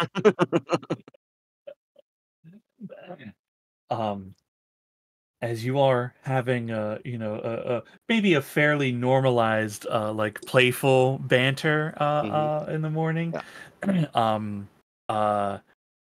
there are rending noises as the large claws dig into the door that bars the room that you're in and begin pulling, and multiple other smaller clawed hands begin grabbing and pulling, and you see more sets of hands that you would like before you start to see accursed mouths and teeth and gnashing, and these doors are coming open as a swarm of these creatures are assaulting your position. The two of you, your combat here is going to be decided with a simple roll from each of you. It's a flat D100 roll. Oh, that's so scary. You Scritches help either of them. Scritches can Scritches can help. You will have advantage on the roll as it stands. Scritches is going to give you a flat 10 on top of all of it. You're just looking for above 50 for everything to go good for you. Anything that's below 50 is you're going to be injured. 25 and below, you're going to be badly injured. 10 and below, well, actually, you wouldn't be able to get. You wouldn't be able to get 10. So, let's say 15 and below, you are taken by these creatures. Don't you kill my boy shot. I have one last question. Mm-hmm. Because I want to make sure I understand the creatures correct. So it's been a minute since I've seen them. I remember specifically you had asked something about, do these expel light? Does daylight expel like an extra radius of light? Is that a factor for these creatures? Not that Fern would know, but like I'm understanding. Let me see if I can find one. Because if they look shadowy, Fern's first go-to is the only thing he knows is wall of light. Straight to the door. Yeah, not every creature has like sunlight sensitivity and whatnot. These don't appear to. Let me check on the other kinds. No, it doesn't look like it. Though, what your role is representing you doing all of your things, right? Yeah, because it's we're just not gonna get into the nitty gritty of it all. Just to be sure. A 65 and a 79. Okay, and then you have your flat plus 10 on top of this from Scritches being there. Okay, you all are assaulted by many of these creatures. And I'll leave it. You can each describe how you, in turn, dispatch your would-be assailants. How big is the room? Let's say like 30 by 30. First thing Firm's doing is casting Fly on himself. You got it. Just up. And then from Fern's perspective, it's a barrage of fireballs, as many as he could get to the ground. Yeah. There's a hallway outside. It'll be danger close for sure. Hell yeah! A series of rocketing explosions set light upon the assailants at the door as they begin swarming in. I will tell What about? Scritches literally to just watch Ragnarok's back and stay out of the fucking way. Yeah, Just no. make sure nothing gets behind him. He's gonna be fine. I'm definitely gonna cast Thunderous Smite on my fingers and try and make as much noise as I slice through people, as many people as Mhm. possible. Yeah. the- Big thunderclaps as you tear I them can't- apart. I can't forget the occasional. You're gonna see Fern fly by, and I might have to recast Fly for this one, right? But he's gonna fly by, and if he has to, he'll touch the ground, and he's gonna pocket cocaine Ragnarok and be like, "Go to work, fam." Back up against the wall. Hell yeah. Hell yeah. Between the two of you and your vast capabilities, you lay waste to these creatures that thought they might have caught you unaware. I That's what they were will, waiting for. I will give the play-by-play to our group that is through Scritch's momentary, like, Ragnarok just ripped one in half. Firm just killed 30 of them with some kind of fire. I'm just giving a play-by-play that's just disjointed, crazy shit. Of a griffin's perspective. Yeah, of a griffin being like, whoa. Mostly of the griffin geeking out over Ragnarok. Like, holy shit. Mhm. I miss this guy. He fucking rules. The blue He's one, leaving so many bodies for me to chew. the They blue kinda one put taste something bad. up the beast man's nose. That was weird. Now he's fighting faster. His pupils disappeared.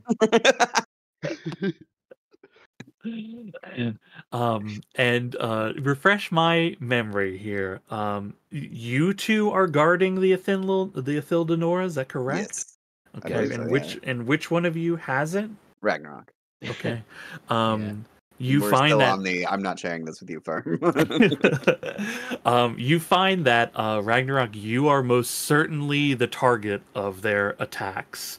Once they kind of break in a little bit, as they're attacking, like they are constantly going towards you over like Scritches or Firm if he's nearby. They are ignoring them and trying to get to you. But you both successfully, with the help of Scritches, fend off the attack and defeat them utterly.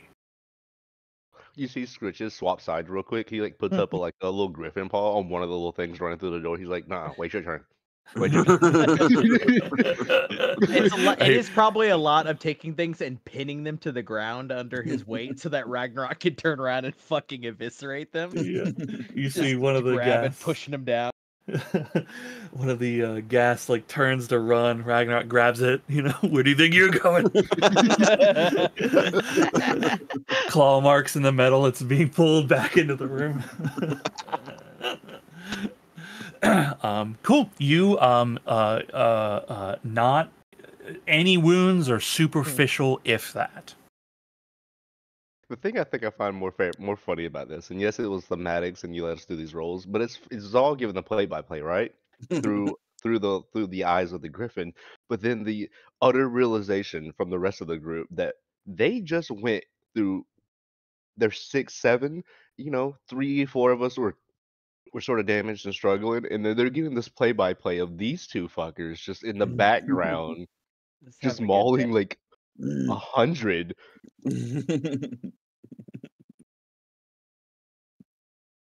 Yeah, it's like asking Scritches how many were there. A lot. They're in pieces now. I don't know.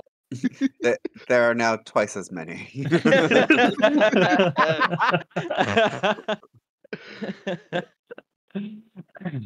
Okay, danger averted.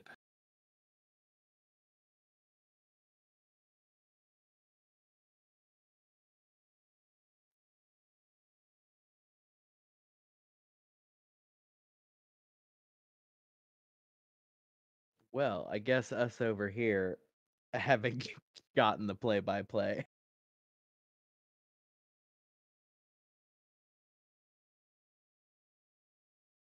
Huh? Oh, are we ready to hit? That was something. I'm sorry, you guys traded that in for me? What? Trade is not the word. I'm just saying, I thought losing your chef was a bad deal. That what? Both hurt in different ways. Real quick, Well, see, the fact that the two of them can handle an entire army on their own is exactly why they're the ones who are by themselves. Yeah. real quick, Sean. How much? Yeah. So are Ragnarok and Firm following Scritches, or are they going back to chilling? And I ask because if they're going back to chilling, Firm's just gonna start setting up the heroes feast for Ragnarok and be like, "You did wonderful." I mean, Good state. I don't know the answer to that. I think the plan was to bring you here. Having seen that, the plan has changed. Because you seem like you're doing fucking fine. I know we were gonna get Firm here to give a feast or whatever, but that seems like a pretty defensible location, considering. That plan is abandoned.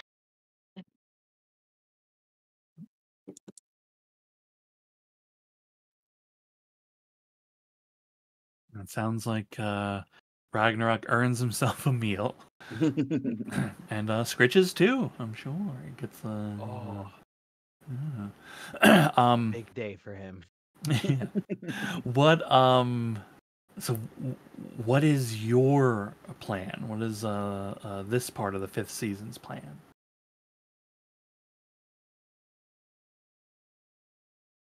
I think we head towards. I mean, we've got to get to Ragnarok or get Ragnarok to us. We've got to get the staff from him, right? We still have to do that. Mm-hmm. Okay. We do need the staff to open one of these doors, I believe. Mm-hmm. Yeah, we're gonna need them. So we should go get them. Well, Layla's throws up a point. If I can interject, I don't think we're gonna be as much help as we may think. I think just letting them come through on their own, blowing things up occasionally, is the better of the options. I I mean, think we either can way, work our we'll have way towards them, and then we Yeah. can. Yeah. They're certainly gonna come our way a little bit, but they also don't know to come out here. So Layla's is running off the thing that he thinks Zol and Zol can tell Scritches where to go. He's not really too sure how it works. Yeah, on their end, I have Scritches point at its at its head, and then do a finger motion with two of the claws, like walk, and then point at itself and start walking off down the corridor. Yeah. Turn and look back at the two of them. Look at Ragnarok. Will you speak animal? What'd he say? I don't know if I chose that subclass actually, but I thought about it.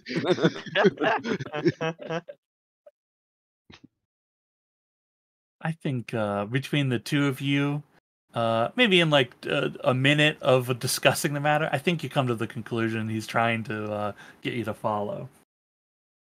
You know, I hate to like counterpose. Now they're definitely gonna follow most likely, but I don't think these two really put much thought into things. Like I feel like they're the worst two to leave to a thought out plan. Their plan is to just say yes or no and keep it pushing. Oh, all right. Well then, I mean, it's simple enough. He's asking you to follow, so you do. I feel like that's the other good part about leaving them with the thing is it's like if they have to question it, they're gone. Yeah, I'll lead them as far as Scritches can go, which is the vent, basically. Yeah, towards an area like that. Cool. Yeah. If you all would like to gather yourselves and move into their direction, you see Theorn and Brayley see you all beginning to head out, and Brayley walks up to you all and says, "I'd like to help if I can. I don't want to just stay here doing nothing." Don't leave it up to Legolas. He'll say yeah. We can use all the help we can get. We just don't want you to get hurt. Well, if she's going, I'm going. Nope. Faron steps beside her. Okay. Now,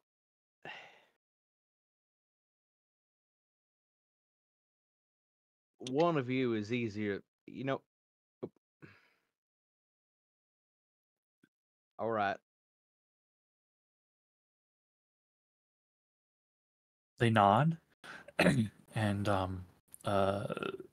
they don't make a move to like try to lead this time. But Brayley does say, when it comes time, I can show the direction we need to head.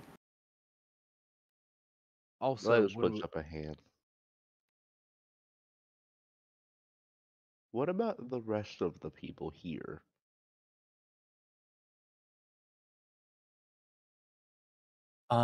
They look back, and you see the others are like, beginning to congregate, looking at you all. You see steel in their eyes, right? They're small in number, but like Brayley said, they are not without bravery here. You look at them, Leyless, and you don't see people that are terrified. They're scared, but they're not terrified. Okay.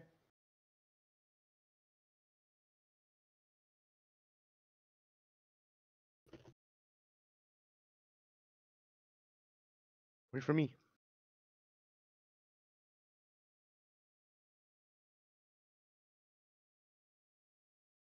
Okay. Lead the way.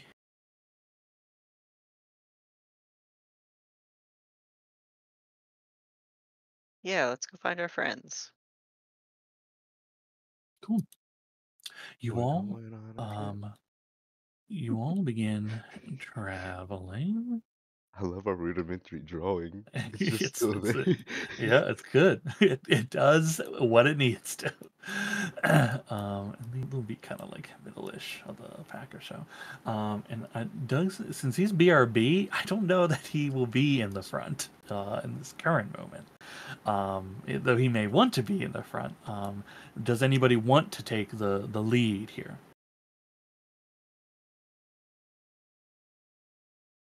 Legolas will do it. Yeah, very good. Do you want Basar with you? Yes, please. Okay, hell yeah, dude. Let me guys front of the pack. Put him there. Okay, cool.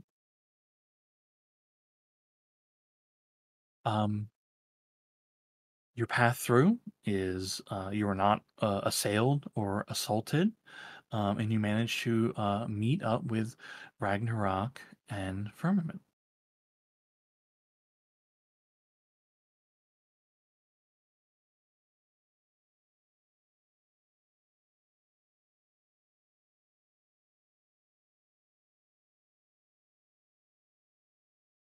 I think we'll tell them what our plan is and where we're headed, and what we can fill them in on the information they don't have about what this place is, and that the Temple of Light is not only where we're supposed to take the Ithildanora, but is also a critical place where some repairs need to get done in order for this place to be functional. So we all need to go and face the egg. Ragnarok's got to give up the staff. The egg. who's gonna hold it now? Oh, the staff? He won't let it go until he gets to the door.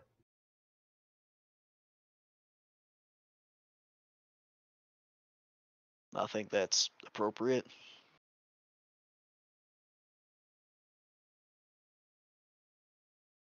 How have y'all been?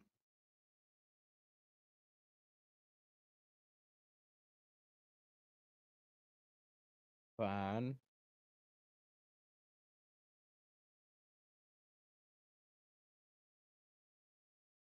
Can Scritches still not make it through here? He cannot. I'm actually going to have Scritches go stay in the room to the way out of here. Oh, Fern was gonna cast Enlarge Reduce on him. It's okay. He'd make it clear that like that's the goal is he's just gonna play Sentinel back there.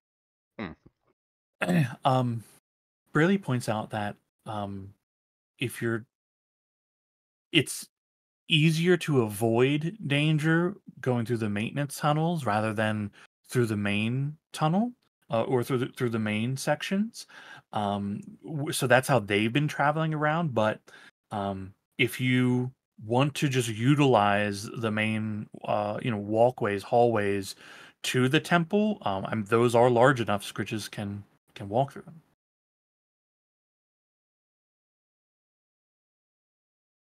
Yeah, I feel like the advantage of the ducks is, I might be wrong, but it seems too good.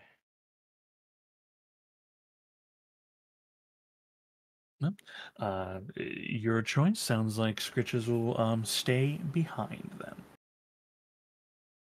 We'll just put him in the square. Okay, cool. Poor Scritches. He had his best day ever. He's fine. I'll give him the play-by-play from my perspective here in a second.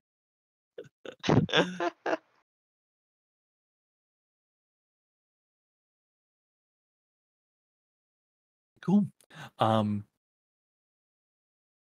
Braley shows the bulkheads you're gonna need to pass through to head towards the temple. You approach the door, Laylis, and the door does not immediately open.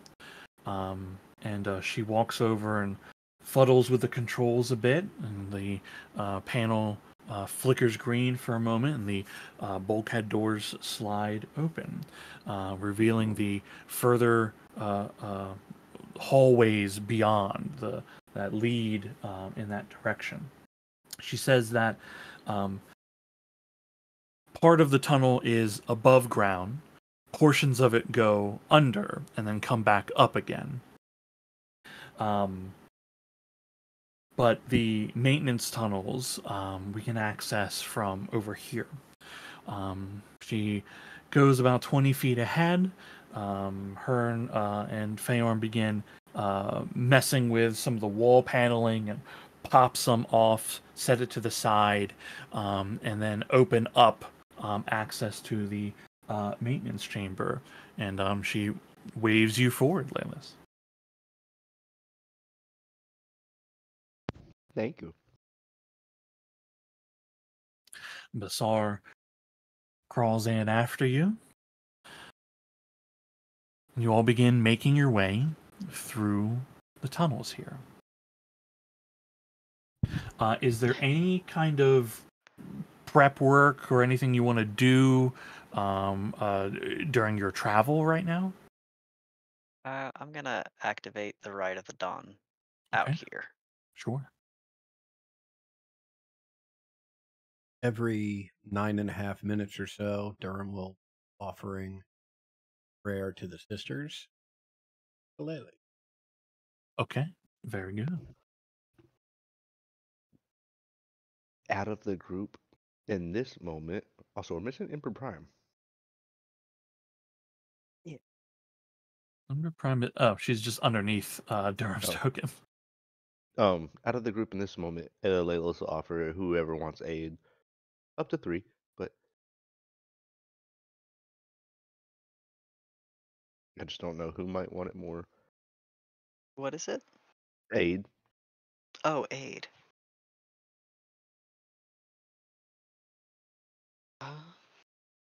We could give that to Braley and Feorn, at least, if you want to use that spell. I do like that. Mm-hmm. And then like me or Ember, to be honest, probably Ember. He's like, no, probably you. I'm gonna choose not to be offended. I'll take it in the spirit it's meant, I think.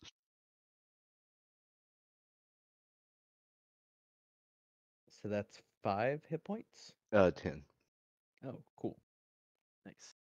He doesn't mean it offensively, but from like all the encounters, Emperor Prime wears giant armor and runs into things. That's right. Zal runs for life.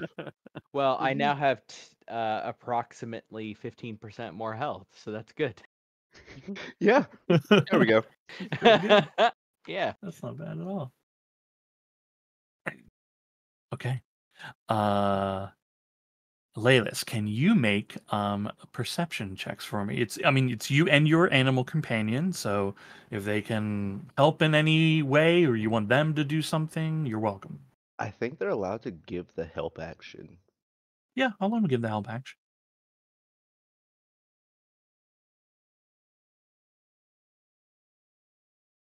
I'm so glad. Yeah. Yeah, I can see why. Avoided the nat one. Okay.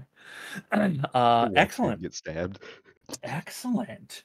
You're winding your way through these maintenance tunnels, and Basar is sniffing the air occasionally, notating that some areas in this direction smell bad, and other areas don't have any nasty smells to them. Helps you kind of avoid places that could be filled with enemies. Occasionally, Brayley or Feorn may point out, we actually want to go left or right here, and they help to guide you. With your 25, after about, let's say, 20 minutes of travel like this, let me actually move the whole timer ahead just a little bit. You see Basar sniff the air and essentially says to you in Draconic, like, nasty smell ahead. But ahead is where you need to go. Oh. Well, I think we found it, you guys. There appears to be, based on your vision and everything, there appears to be maybe about 30 feet ahead of you, a hatch in the ceiling of this maintenance tunnel to go up and out. He's like, Basar, you want to do a recon mission?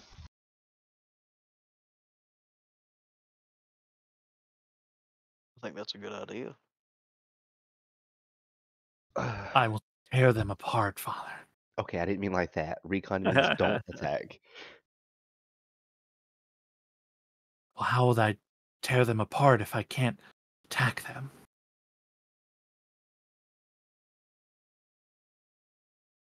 You know,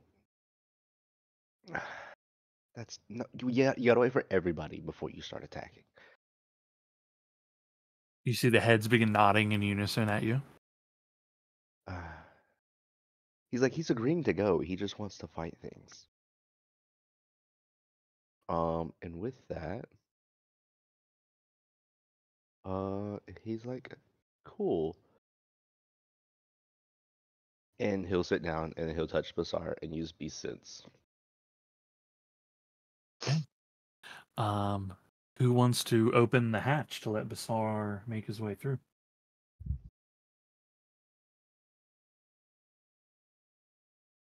I can do that. Okay, cool. Yeah, you just need someone with opposable thumbs. Yeah, sure. Dragon claws don't work that well. Yeah, unfortunately, his claws don't really help in that situation. Cool. You manipulate the hatch opening and slowly begin to crack it.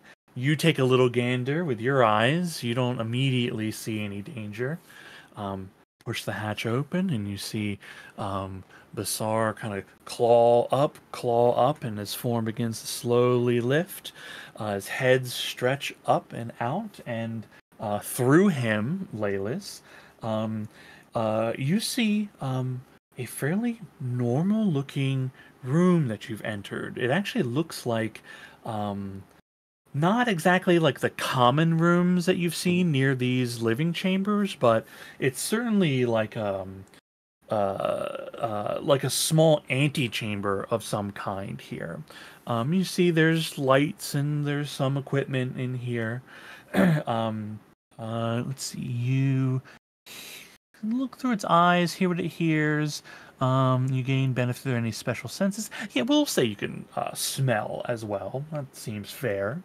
You can definitely sense the stink that he's talking about. The rest of you kind of get like a little whiff of something rotten, but to you, Laylis, you're actually like smelling what Basar's smelling, and it's strong. You see Laylis's actual face just start like going like the actual stank face of like, oh dear God. Basar pulls himself up, clambers into the room. You can all hear the clacking of his claws on the metal. You're having him look, but are you having Basar do anything special? Like, is he trying to stealth his way around or anything? Yes. In his whole spiel about it being a recon, he's like, just don't start attacking. You're just there to look around and be not. He's like quiet as much as you can. Cool. Give me a stealth roll from Basar. And then actual perception from him as well. Oh, inventory? I know he has these. Yeah. Hold on. He might not. I took them away. Yeah, it might not be set to like show skill if don't have skill, right? Let me. Oh, he's not proficient in it. Yeah, that's annoying. That's annoying that it does that.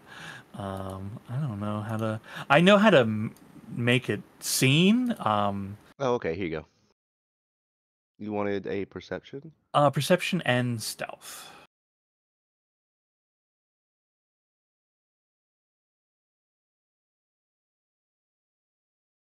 Yeah, he just won't have the proficiency bonus. Clicking it shows it, but it shows it because it gives him proficiency. I'll take a look at the sheet later and see if I can make it just show all his skills as they are. Okay, cool. So that's a 7 and for perception and a 12 on the stealth. Okay, cool. He looks around this place. Lights are dim. As he begins to move around, some of the lights begin flickering up and on. Some illumination fills the space here. Everything looks empty in this room, but there's... Even with his 7, he doesn't notice anything on the perception. Even though he doesn't notice anything like in particular, he still sees what's here. He can very clearly see there are like drag marks on the floor, heading towards a another set of bulkhead doors on in this room. And there seem to be one way in, one way out, kind of in like the north and south of this room. Both doors are currently closed, but there's drag marks going from the south to the north here.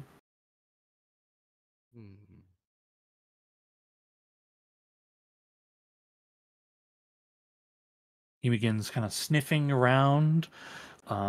He's following the trail towards that door. Is there like it's a closed off door? It's a closed door, yeah. If he looks up at anything, there's no more vents that go over that door. There could be stuff in the ceiling, perhaps, but he doesn't know how to really differentiate about that, and especially not with his low perception. Okay. He follows the path of the drag marks towards the door. The door recognizes him as a living creature, and they begin to open. He sees beyond that there is a slightly larger room. This room, the stench really begins to hit you worse than before. He sees there's probably about maybe 50 of these ghouls and ghasts, like clambered on top of one another, kind of lazing around. Some of them are like scrabbling and scraping, like fighting amongst each other in the corner over some kind of food. But he seemed to have caught these creatures like unaware in the current moment. The doors are opening as he sees this. What do you want him to do? Jump out of the doorway, not into the room, but back towards the room he just came. Okay. He hops back into the side. He's smart, and his stealth roll was good enough that these creatures don't seem to, as like several of them turn towards the door opening, he is just outside their line of sight. Oh. And he can see as his head kind of creeps a little bit to look again. Several are beginning to look and get on their legs and begin slowly, trepidatiously moving towards the door that is now almost completely open. From Layla's point of view, because it doesn't say he can't speak. You're gonna hear he found the room they're in. They're looking like they're coming to the door. All right. It's good. Yeah, he's in the room by himself, and they're curious now. Right past this next room. This next room is more like Is this where like we a get the door open and I just try to dissolve them? not this door, next door. I meant this situation rather than the Oh. specific door, but Probably Oh. hold seems off. like the answer is yes. Well, how many are there? That's a good question, John. Well, Laylas can't actually hear that. I forgot he's deafened. You are deafened, yeah. Could Basar roll for, or see how many there may be on average? His perception check was very low. It's from your perspective through his eyes and everything. It looks like the entire room is just full of them, right? Like it's like you've disturbed a hive of some sorts. That's the impression that you get looking through his eyes. And as you are continuing to look, there is probably about 10 or so that are approaching the actual door. And you all down in that tunnel can begin to hear like a growl, screech kind of noise coming from up above and distant. Oh. I'll shake Layla's shoulder. Since he can't tell that anything's happening on our side, right? Yeah, Or that we're and capable. correct. But Laylis, you can use your action to move back and forth between these senses, just so you know. You're not locked in. Okay. He'll pop back. What? We'll hear it. It's what's going on? There's a lot of them. Like the Okay. whole room. The whole room. And then he's gonna go back to Bazaar because he's worried. Yeah, I'll look over at Ember and say, I mean, do I just take you into the middle of the room?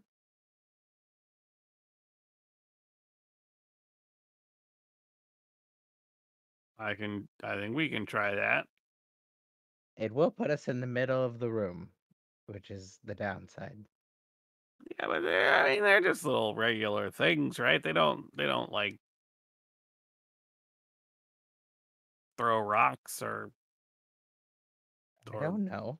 spit acid or anything like that, right? I mean, that or we just crack this door and start throwing shit at them. I don't know if he can speak to Bazaar or like, convey like an emotion. But if he can, the emotion he's gonna send, like if it's working off B senses, he's gonna be like, run. Run. You, Laylis, feel that emotion, and you have no way of conveying that to your companion. Oh. Okay. What's Basar's AC? 18. Basar is sliced by a claw for 6 slashing damage. I need him to make a Constitution saving throw. Ooh. Okay. Basar is paralyzed. Oh, Wow. Which, okay. A bite attack actually can't break through his scales, even though he's paralyzed. Oh my god, what a horrible roll. Wow, his scales are protecting him. Okay, Basar is paralyzed. Like, you see, like from his perspective, you see like his senses are kind of warping as some kind of something is rushing through his body. And you see, which is kind of terrifying for you because it's like they're coming at you, Leylas. There is like currently two of these ghouls currently biting on him, not breaking through the scales, but you see that there are 8 that are leaping in the air towards him. That is what you are experiencing at the moment. Yep, he cuts the connection, and you see he's gonna resummon Basar for the first time today. Right in front of him, he's like, "Cause that's fucking terrifying." Oh, okay. Basar is popped into the space down here. A couple people are get jostled by the new the creature appearing. I believe that unlike the curse, the paralyzed will not follow him as he is remade magically. He will give him hugs. Tear them apart, Father. Okay, fair. We can go back and do that, but not on your own. You all hear screeching and scrambling of claws rushing around. The sound is coming closer as they're moving from the adjacent room into the room where your hatch is open. Oh, faster than we thought.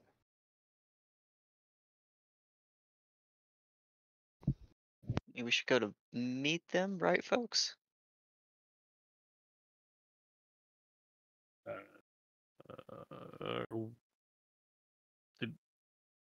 Yeah. Zal, are we good? We flying? We flown? What's our? Well, maybe we wait to see, Okay. and then I take you in there. Understood. Only because I don't want to die. And I don't have any, shiny armor. I just have this very fetching vest. I mean, it's a good fucking vest. It is great. A ghoul drops down through the hatch and tries to claw you, Rainier, as you were the one that opened it. You'd be the closest to it. Shit, look alive! I'll blast it. It scratches against your armor as you blast it with your crossbow. As you all have waited and not taken any action, the ghouls are falling into the place that you are in currently. 3 more drop down. When they drop, Basar's gonna use his dragon breath. Okay. 1 hits you, Rainier, for 4 slashing damage. I'll need a Constitution saving throw from you.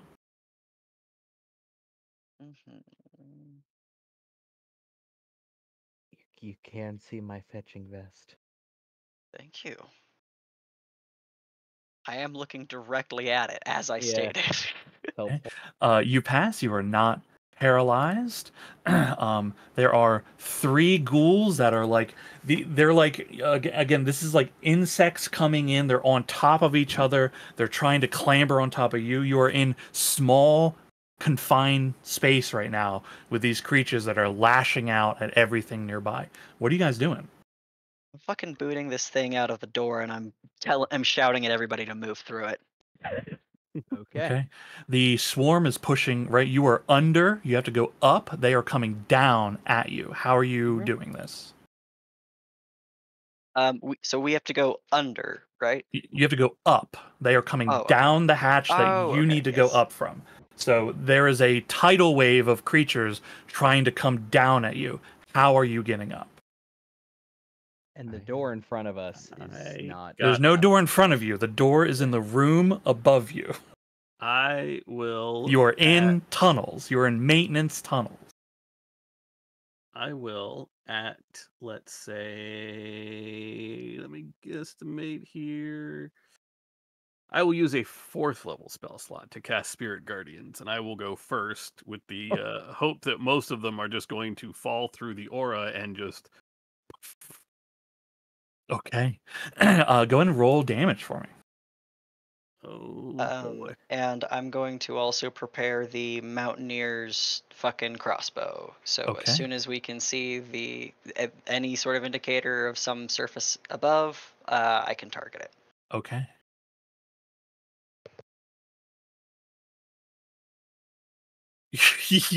Yo, okay. Okay. I want to look at something just real quick.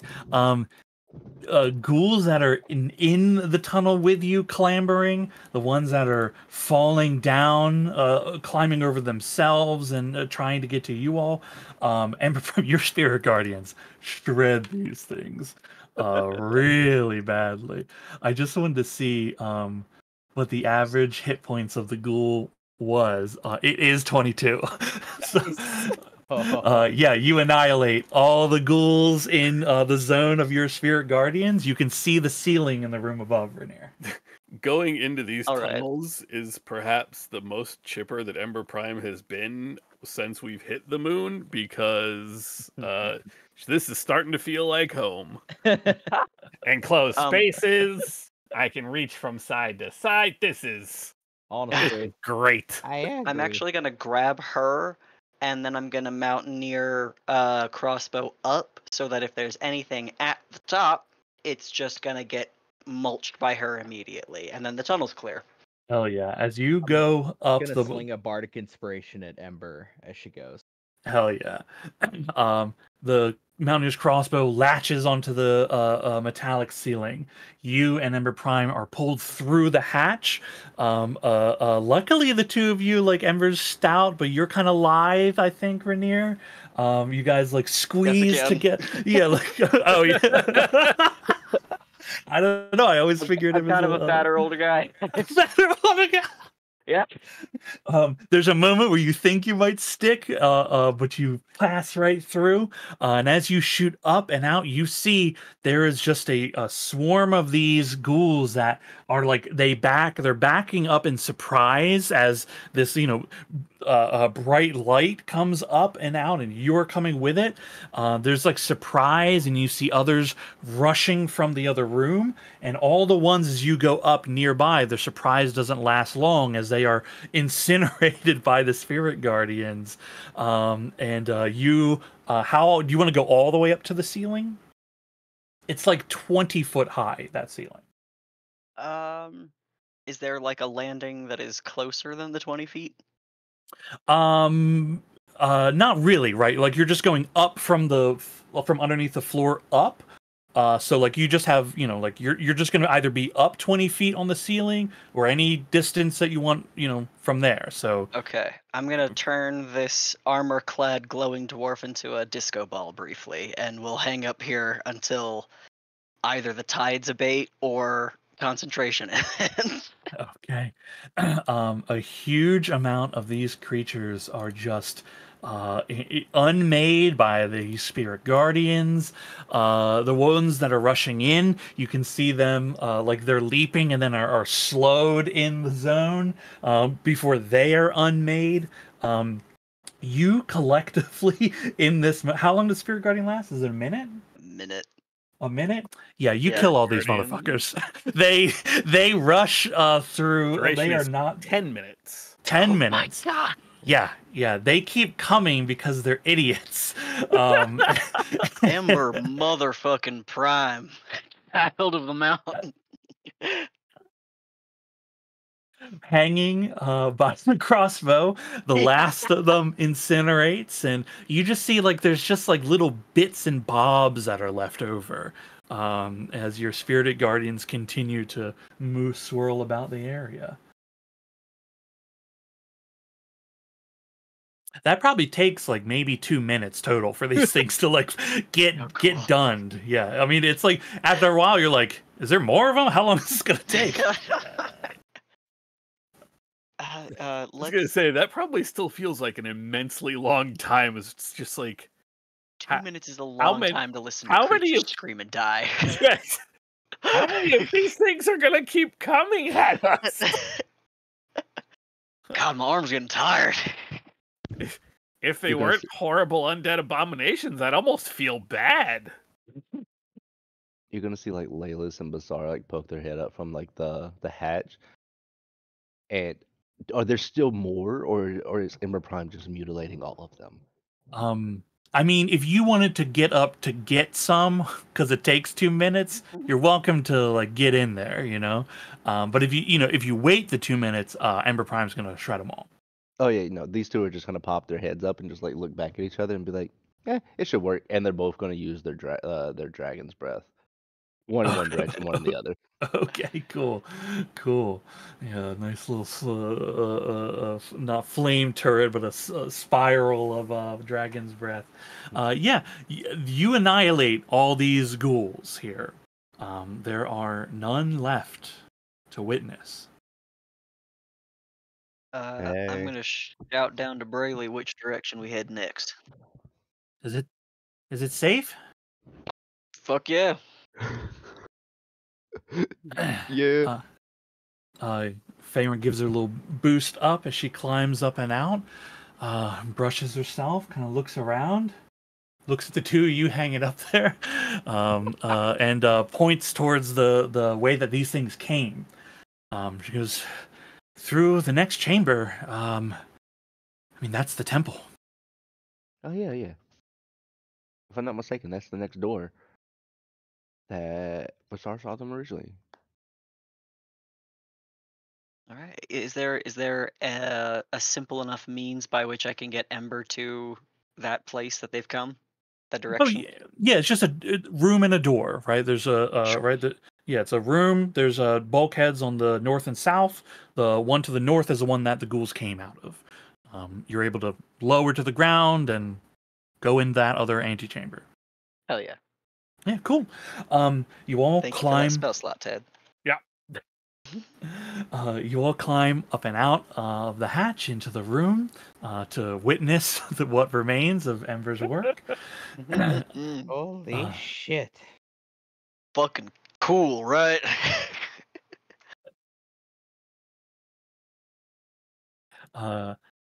Stepping into the next chamber, slightly larger than the next, and this one has again more equipment, but you actually see statues in here. There seems to be statues of Rainier, you recognize one of them. It's like a very, very old rendition of Lathander. It's like a humanoid-like form, but with a grand light where the head would be.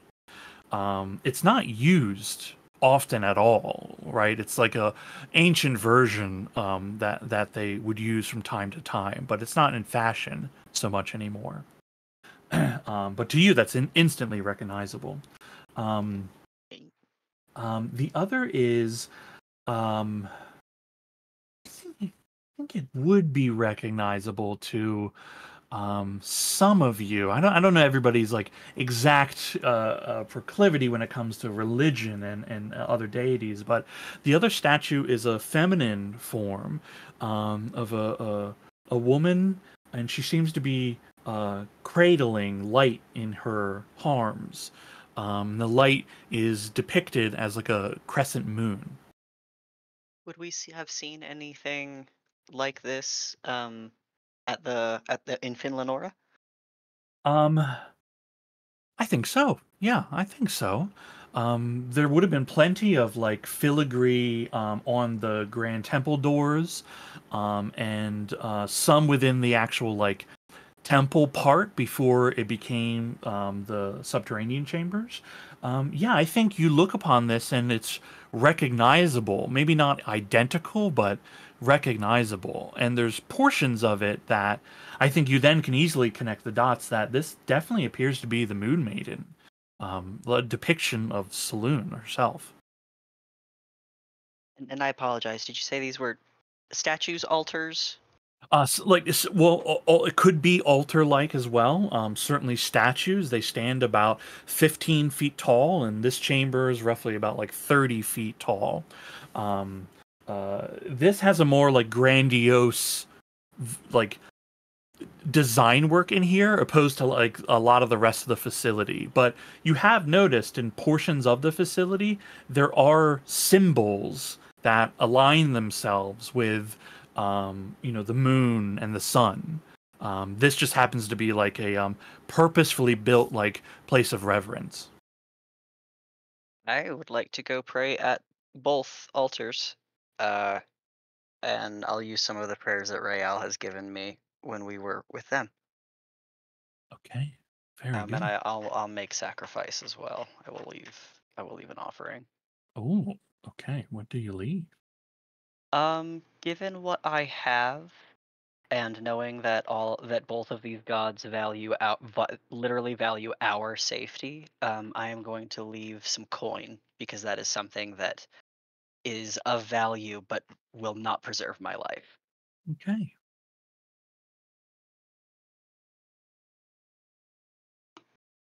You see, as you've entered in here and Rainier approaches the statues, begins to offer. As the lights in this chamber come on, they definitely come in a way to like show focus on these statues, and the door beyond that lays in between the two of them has very similar ornate design work on it. It seems to be showing a depiction of the like the sun and the moon. It could be either like orbiting each other, rotating around each other, conjoined in a certain way. These are kind of like the interpretations of the images you might see. I want to ask Brayley if they are if they have been taught to pray, and if so, I want to see the fashion by which they do. Well, we offer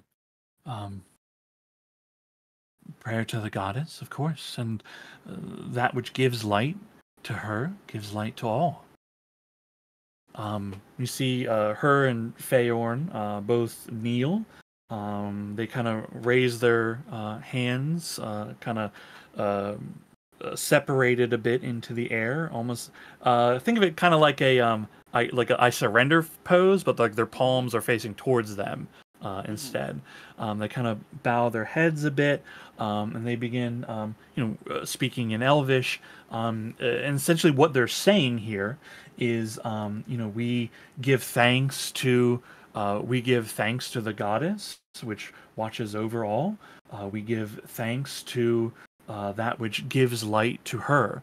Through him, she is strengthened, and through her light, all is given in the darkness.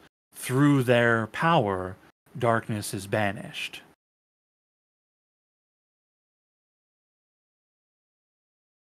Cool.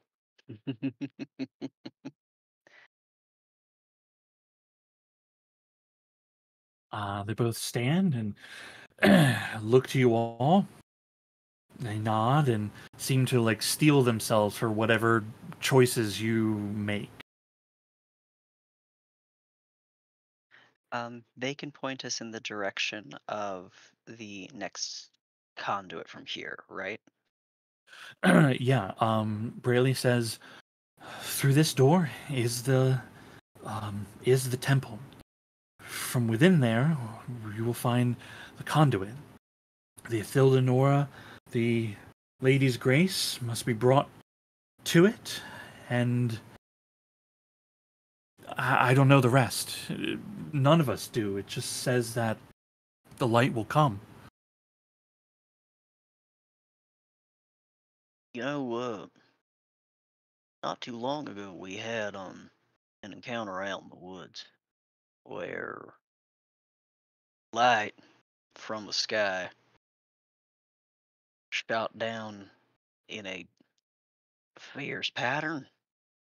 I think we ought to be prepared for whatever light to be brought to potentially be significant and may be unwieldy. Whatever it is that it may do.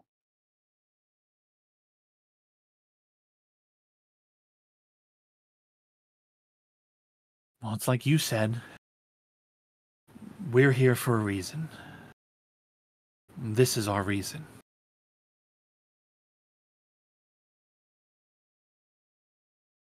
I'll nod and then I'll head towards the door. Cool.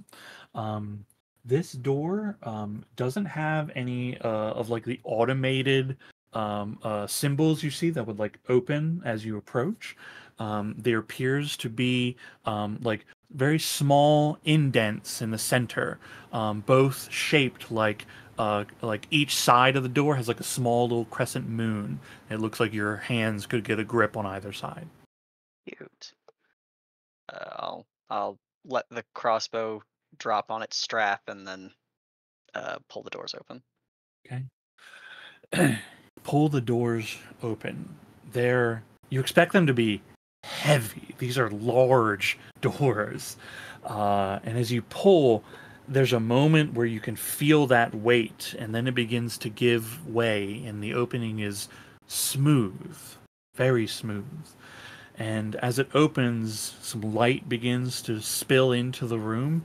A brilliant, blindingly blue light begins to pierce the low dim light that the room that you're in now. You can see as the light fills and you kind of avert your eyes slightly as you look down, you can see those drag marks continue into this room. I will show you where you are.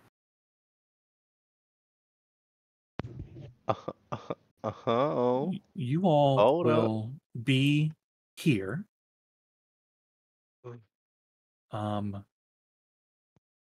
This here being the actual like door that you have opened. I just didn't put anybody's tokens in here, but everybody should still be able to see nonetheless. You see these very large like towers with these very large kind of, it looks like glass at the top of them, just roiling with energy, filling the space. They're very clearly the glow that is spilling out and illuminating the space here. As you look inward, you can see the drag marks continue in. You see absolutely horrid creatures standing in various places here. Most notably, closest, halfway through the chamber, a very large beast made of an amalgamation of bone and muscle. This thing is, as you can see, big. Its closest equivalent, you think occasionally that it looks bear-like in nature, but that would be an understatement to it. There stands beyond that a I see the Discord. I say the little gnashing My God, hamster. you skinned him. You see beyond them a equally large, shadowy figure, clothed in black, giant scythe in their hands, as their bottom half is just wispy smoke. You see a creature you've seen once before, actually, a tentacled mass at the mouth, pallid skin that looks sickly, very clearly an undead being of some kind. You see a skeletal form wreathed in flame, holding a burning mace in their hand. And you see in the far back of the room, next to what looks like some grand portal-like device, a large egg, as the best description could be had for it. And some of your thoughts about this were kind of on the money. You see that there are skeletons that are feeding mass to this thing. The idea of a biomass is correct. That actually was spot on. But more than that, this thing is drawing energy from these orbs, just lightly pulls through the air towards it.